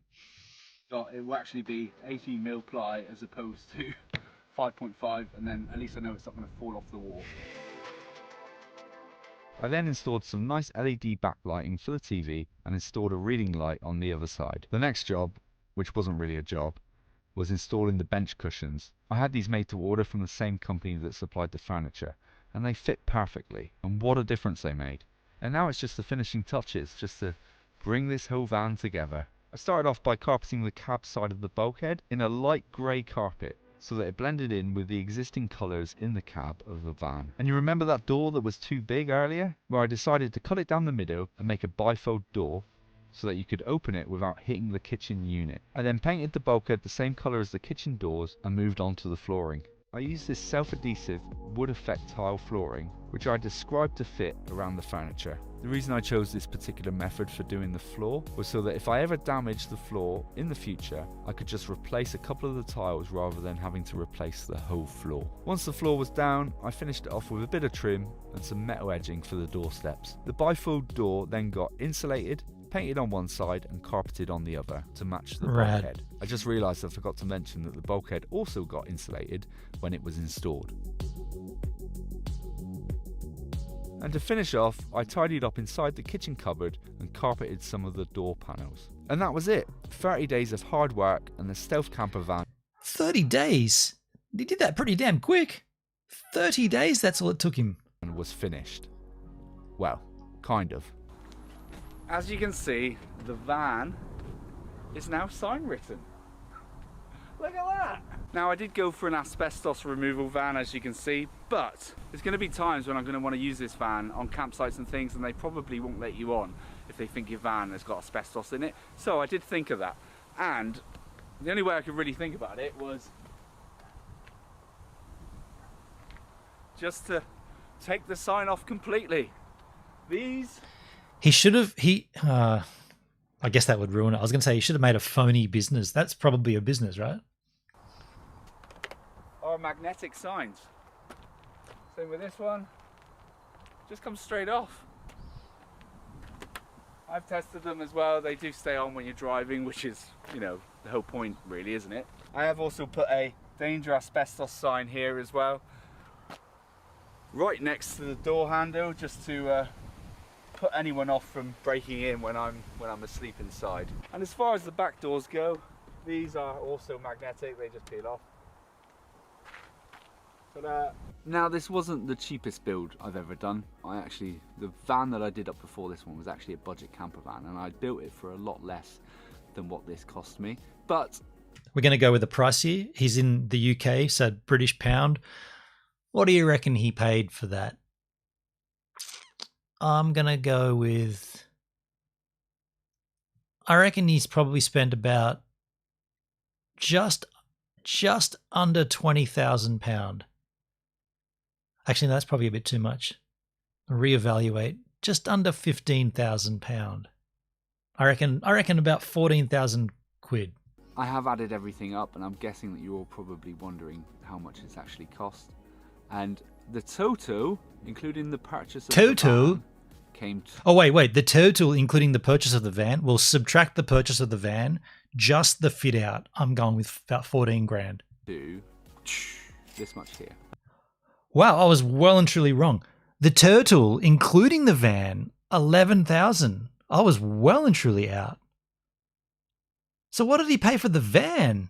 He got the van cheap then.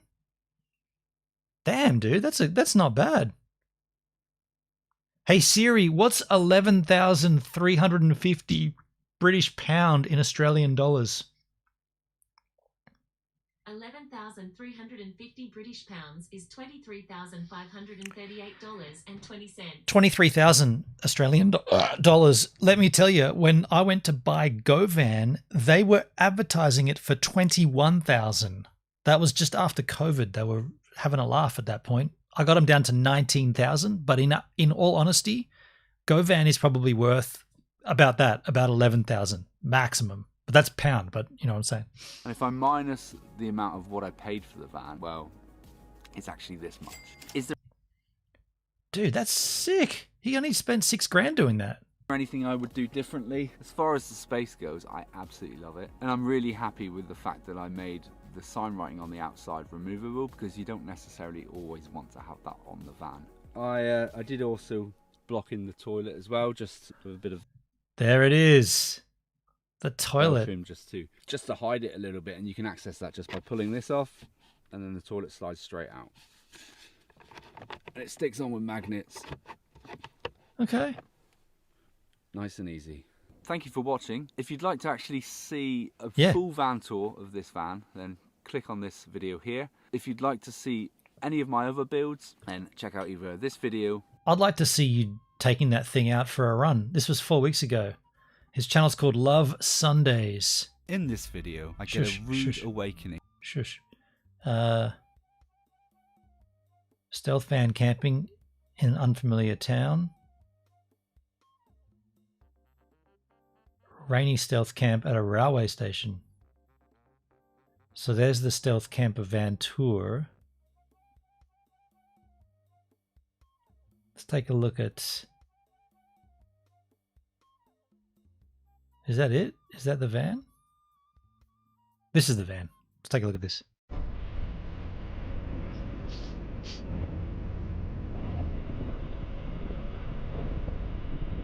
England. Perpetual grey.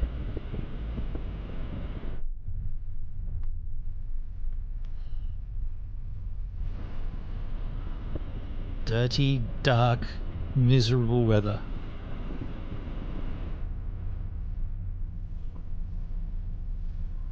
Yeah, but England, it's so good because it's so close to Europe. So the reason England is good is because you can get away from it easily? Okay, I understand.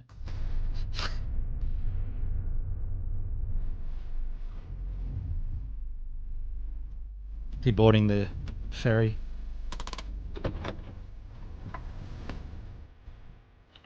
No worries, Steve. Right, so I'm going to book in at this train station for 1 day. See how much that is. So that's from today at 2:45 until tomorrow at 2:45.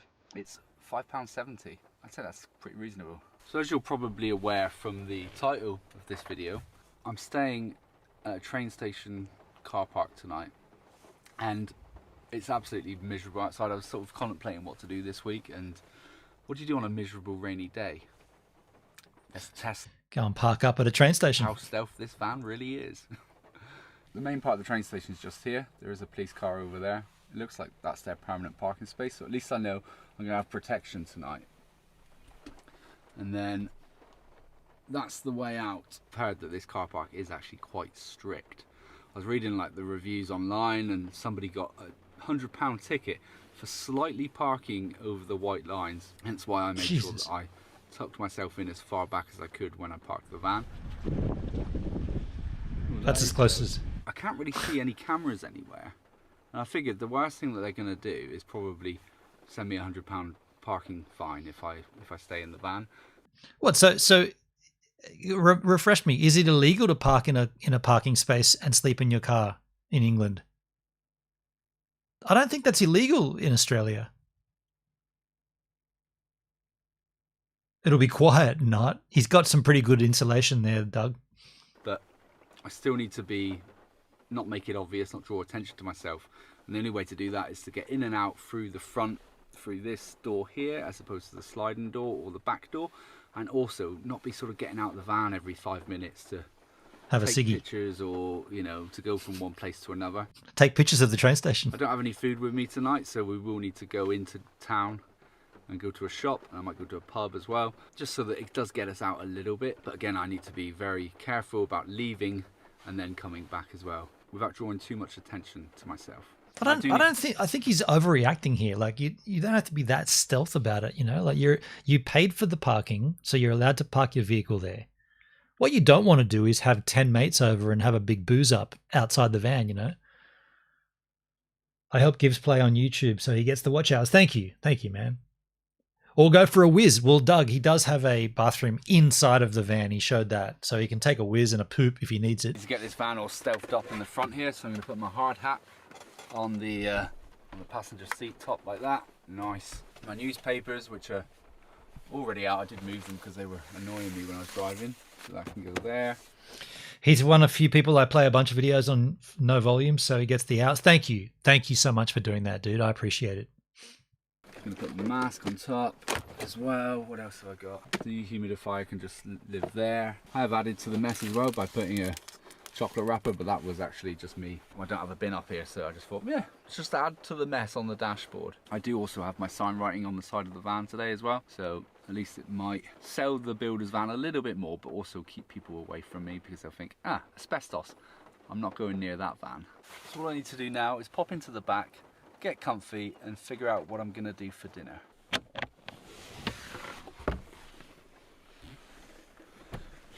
It's kind of strange because he'll want to show us what it looks like from the outside, but to do that, he's got to go outside.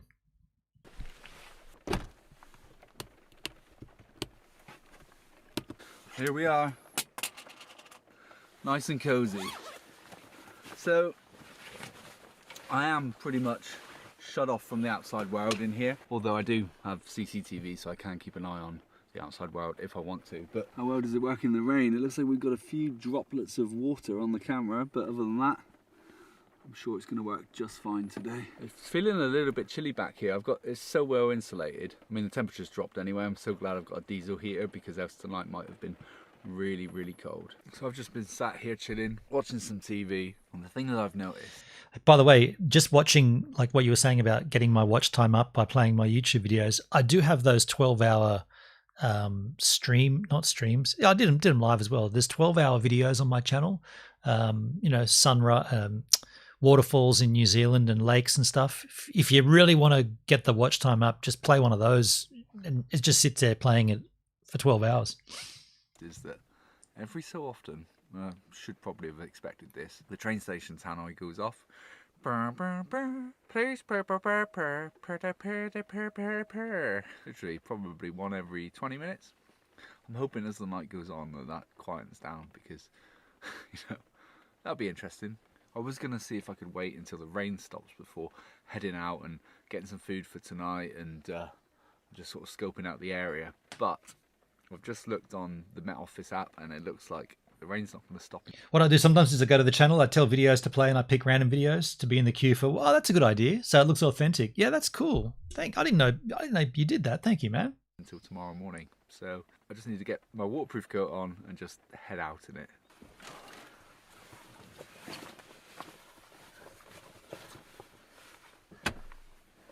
Remember, we don't go out the side door when we're trying to be incognito.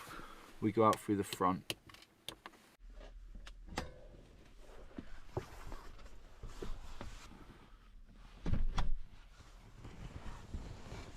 I'm going to take my backpack so that if we do get anything from the shop for food for tonight, then at least I can carry it in that.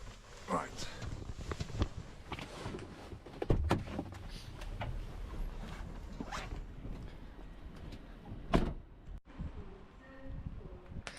Does it say you can't stay there? Truro Station car park. So I said earlier that this was quite a strict car park with somebody getting a ticket. Terms and conditions. I said earlier that this was quite a strict car park with.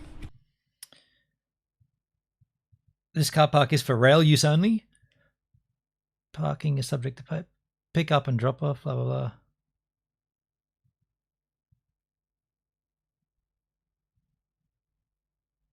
No heavy grade vehicles, no buses. Doesn't say you can't stay there. Doesn't say you can't stay there unless I'm.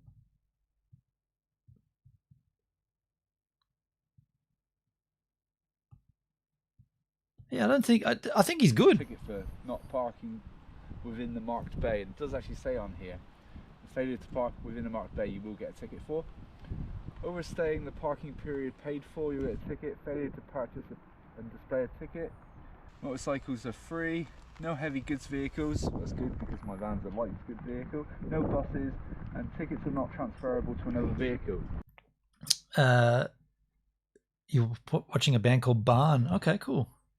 So it doesn't say anything about you can't sleep in your van. So all you say in this sort of event when you're filming or anything like that and they spot you, there's a train coming, you literally just say, I'm a train spotter, and then what are they going to do? That's my alibi, I'm a train spotter. It is kind of funny that he I mean, yeah, he's choosing to do this in a shitty little suburb of England. Like, he could have done it like down by the seaside or something somewhere nice in Brighton or somewhere.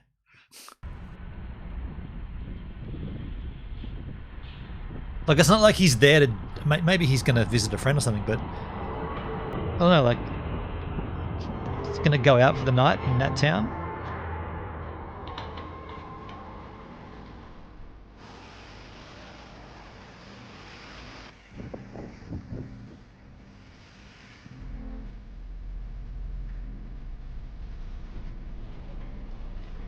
So here's what I'm thinking I'm going to do, because it's freezing and He's in Cornwall. Is that near where he's at?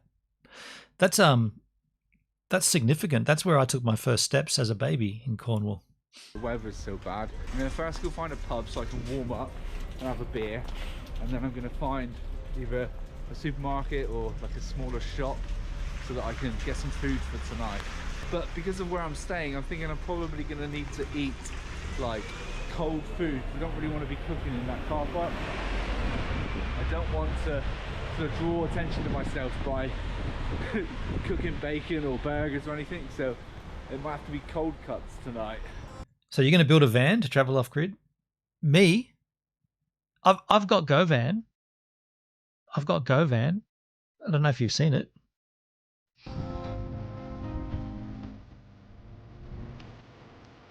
That's a niche area for you. So he's down by the seaside. You can hear the seagulls. He's in Truro. He should have just parked up in the suburbs. Why did he not do that? Why did he park at the train station? He should just park up in a street somewhere. I don't remember what all your van has. I spent 42 days living in it. It's pretty self-contained.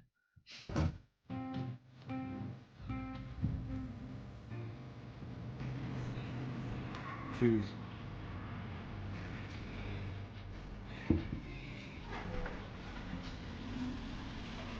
Okay, so let's skip forward. Barrel bikes, I would have taken out the rain.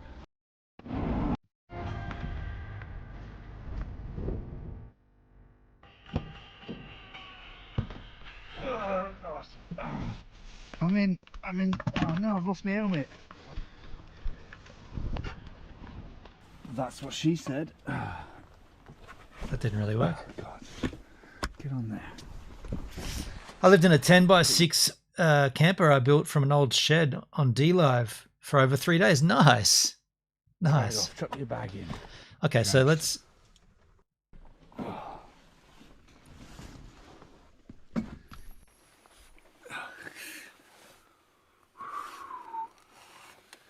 Right, I kind of I'm want to to get the diesel heater on, warm it up in here. I think I might need to get into my pajamas now because I want to see if he gets caught. Notice I was drenched through. Look at me. Can you see that?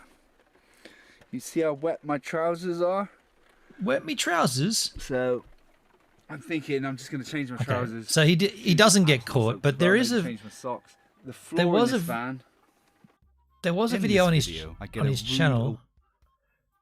Stranger locked me in my van. Okay. Let's take a look. Make it large. In this video, I get a rude awakening whilst out stealth van camping in the woods. Cars just pulled up and it sounds like they're walking around the van. So this is the video where he gets... Scary enough. They try to lock... He's in the woods. And he's getting stealth camping. Sorry, someone just knocked on my door. I didn't hear it. I want to see... We know all about his van. We know all about his setup.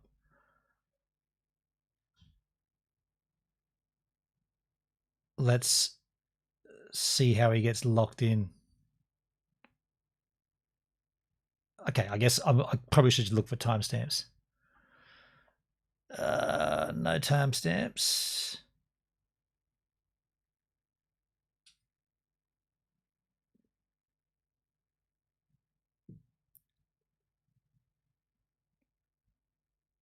So this is the most viewed section. 9 o'clock now. I think I'm just going to go to bed. This is a different van, right? All being well, Different I'll van. see you in the morning. Good night. A car's just pulled up. And it sounds like they're walking around the van.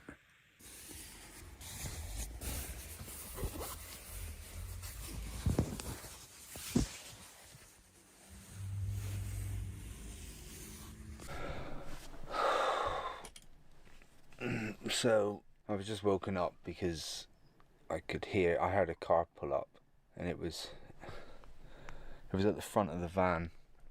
So I got up, turned my phone on, and filmed.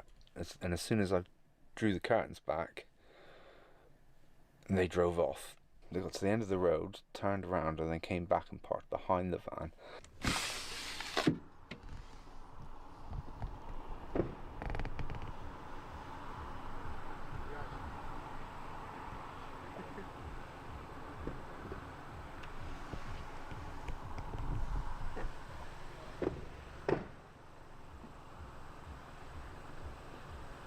It's probably a Ranger, right?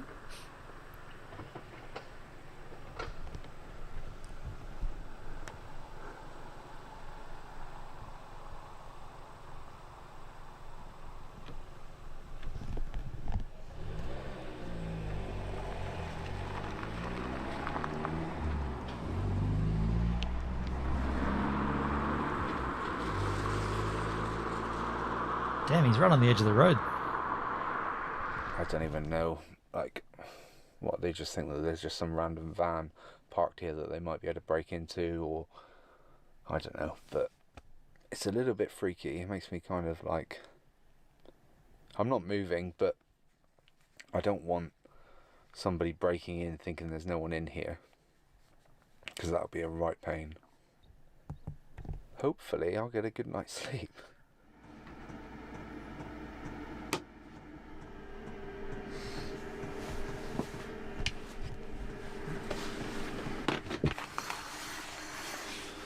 What a miserable day. By the way, that's why I like that's why I bought a 4-wheel drive, because he was like right on the edge of the road, because it's like he can't go off-road. But if you can just go off-road into the woods, you get away from all that. Just checking the comments there. What was there anything? Did anything? I mean, it's just people turned up, right?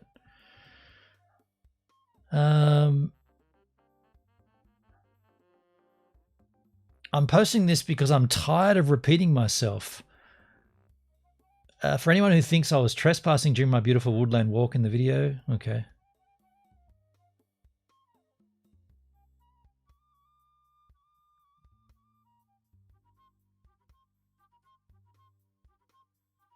There's probably people trying to break in, right? They were definitely after your fuel. The cable ties weren't put in your doors to lock you in. The cable ties. Cable ties? Surprisingly well, considering after that car pulled up outside and then drove off, I didn't hear anything else for the rest of the night. So from then I actually slept all right.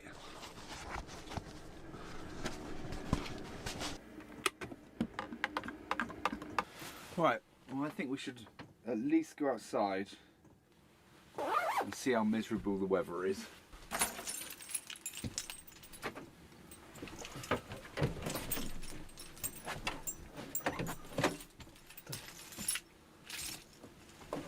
My door's stuck.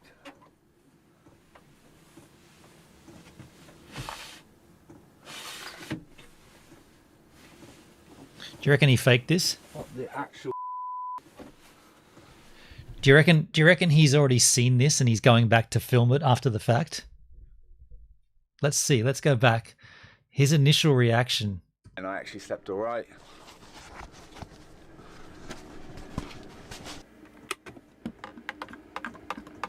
Right, well I think we should at least go outside and see how miserable the weather is.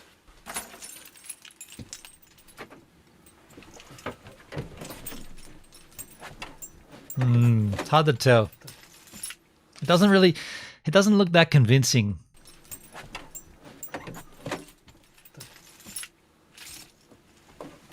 The way he looked back to the camera, I don't reckon that's convincing. I reckon he's already tried to open that door, and he's already assessed that there's cable ties on it. So he thought, and as you would, I've got to document this. But I reckon it would have been better if he had have said, I tried to go out and there were cable ties. Check this out. Instead, he's reenacting it. See how he sat down? Before he'd even gone to open it, he was already leaning back to anticipate that it wouldn't move. The left-hand side popped open. The left-hand side popped open.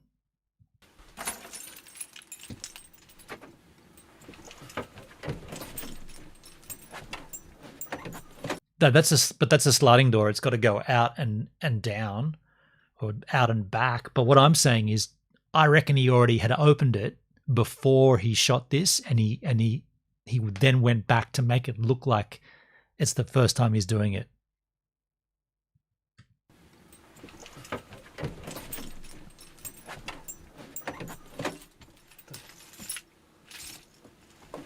My door's stuck.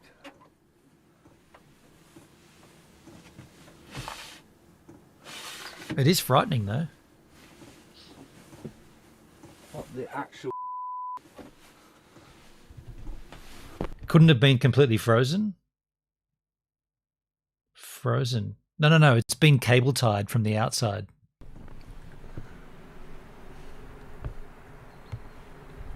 See that?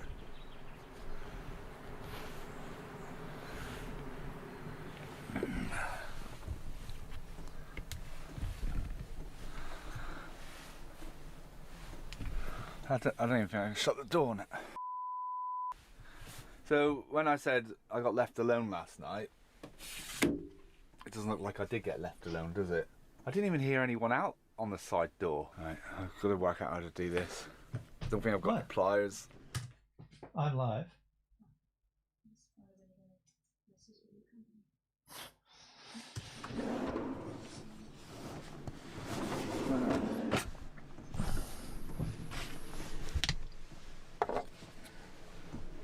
So how does this happen? What goes on here when someone cable ties a door?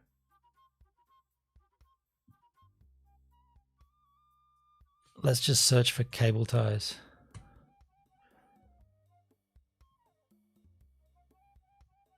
Must have been those pesky kids from Queenstown.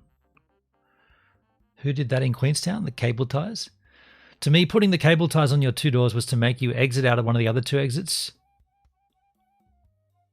Yeah?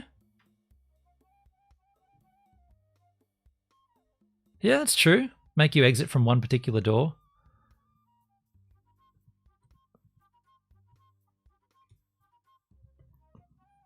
They knew you were in, hence the cable ties. As a Class 1 driver, spent many nights in remote laybys, had fuel taken.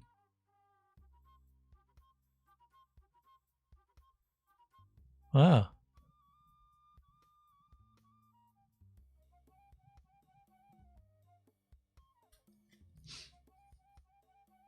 The one that kept trying to get your camera. Peter. Nice, Doug. Nice. There's been some video warnings of zip ties on doors. It's a plan that someone's trying to break into the car.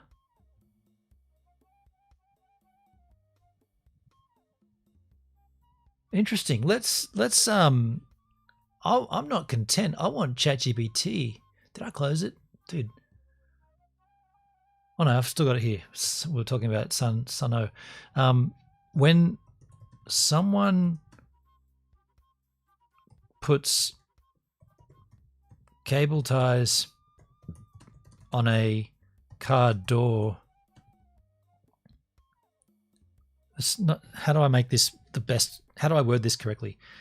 When someone puts cable ties on a car door, while the car is parked, it's a trippy music video. What's trippy about this? The whole concept of this is a bit trippy. On a car door while the car is parked overnight, what is it typically a sign of?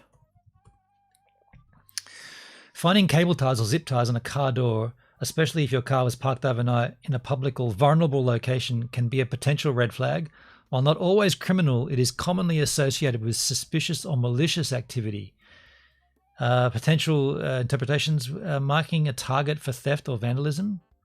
They often use zip ties to mark their car. The car is high value or commonly stolen. It appears unattended or vulnerable. It's parked in the same spot regularly. Human trafficking. This is an urban legend. A viral rumor claims zip ties were used by traffickers to mark potential kidnapping victims. Wow. Archie, I was saying I got a new music video you could react to. It's called Archie Lewis, Break the Signal. No, thanks, man. Appreciate it. Sometimes zip ties... Oh, give us the link, man. Give us the link. Give us the link, Archie. You're on YouTube. You have to come over to one of the other platforms. You can't put a link in the YouTube, though. Prank or mischief. In some cases, it's just a prank, bro. Especially amongst teens. What to do? Remove them immediately. Check for other signs of tampering. Report to the police. Document with photos. Consider home security camera. Yeah, okay, interesting. Very interesting. That is something I've never experienced before. I've never even heard of it before. But a lot of people seem to know what it's about.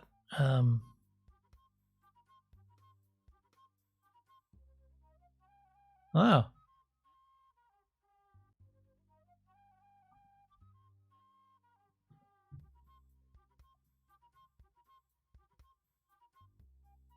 Hello there. Yo, Netsky, how you doing, man? Interesting. I sent the link to your Instagram. Oh, I'm not really active on Instagram, man. I'm live right now. In fact, I was going to go and check this other video out, but I don't know how the time's going on Hey you. guys, I hate to interrupt you, Nick. Hello there. But anywho, I'm gonna go to bed, and I'll see you guys tomorrow.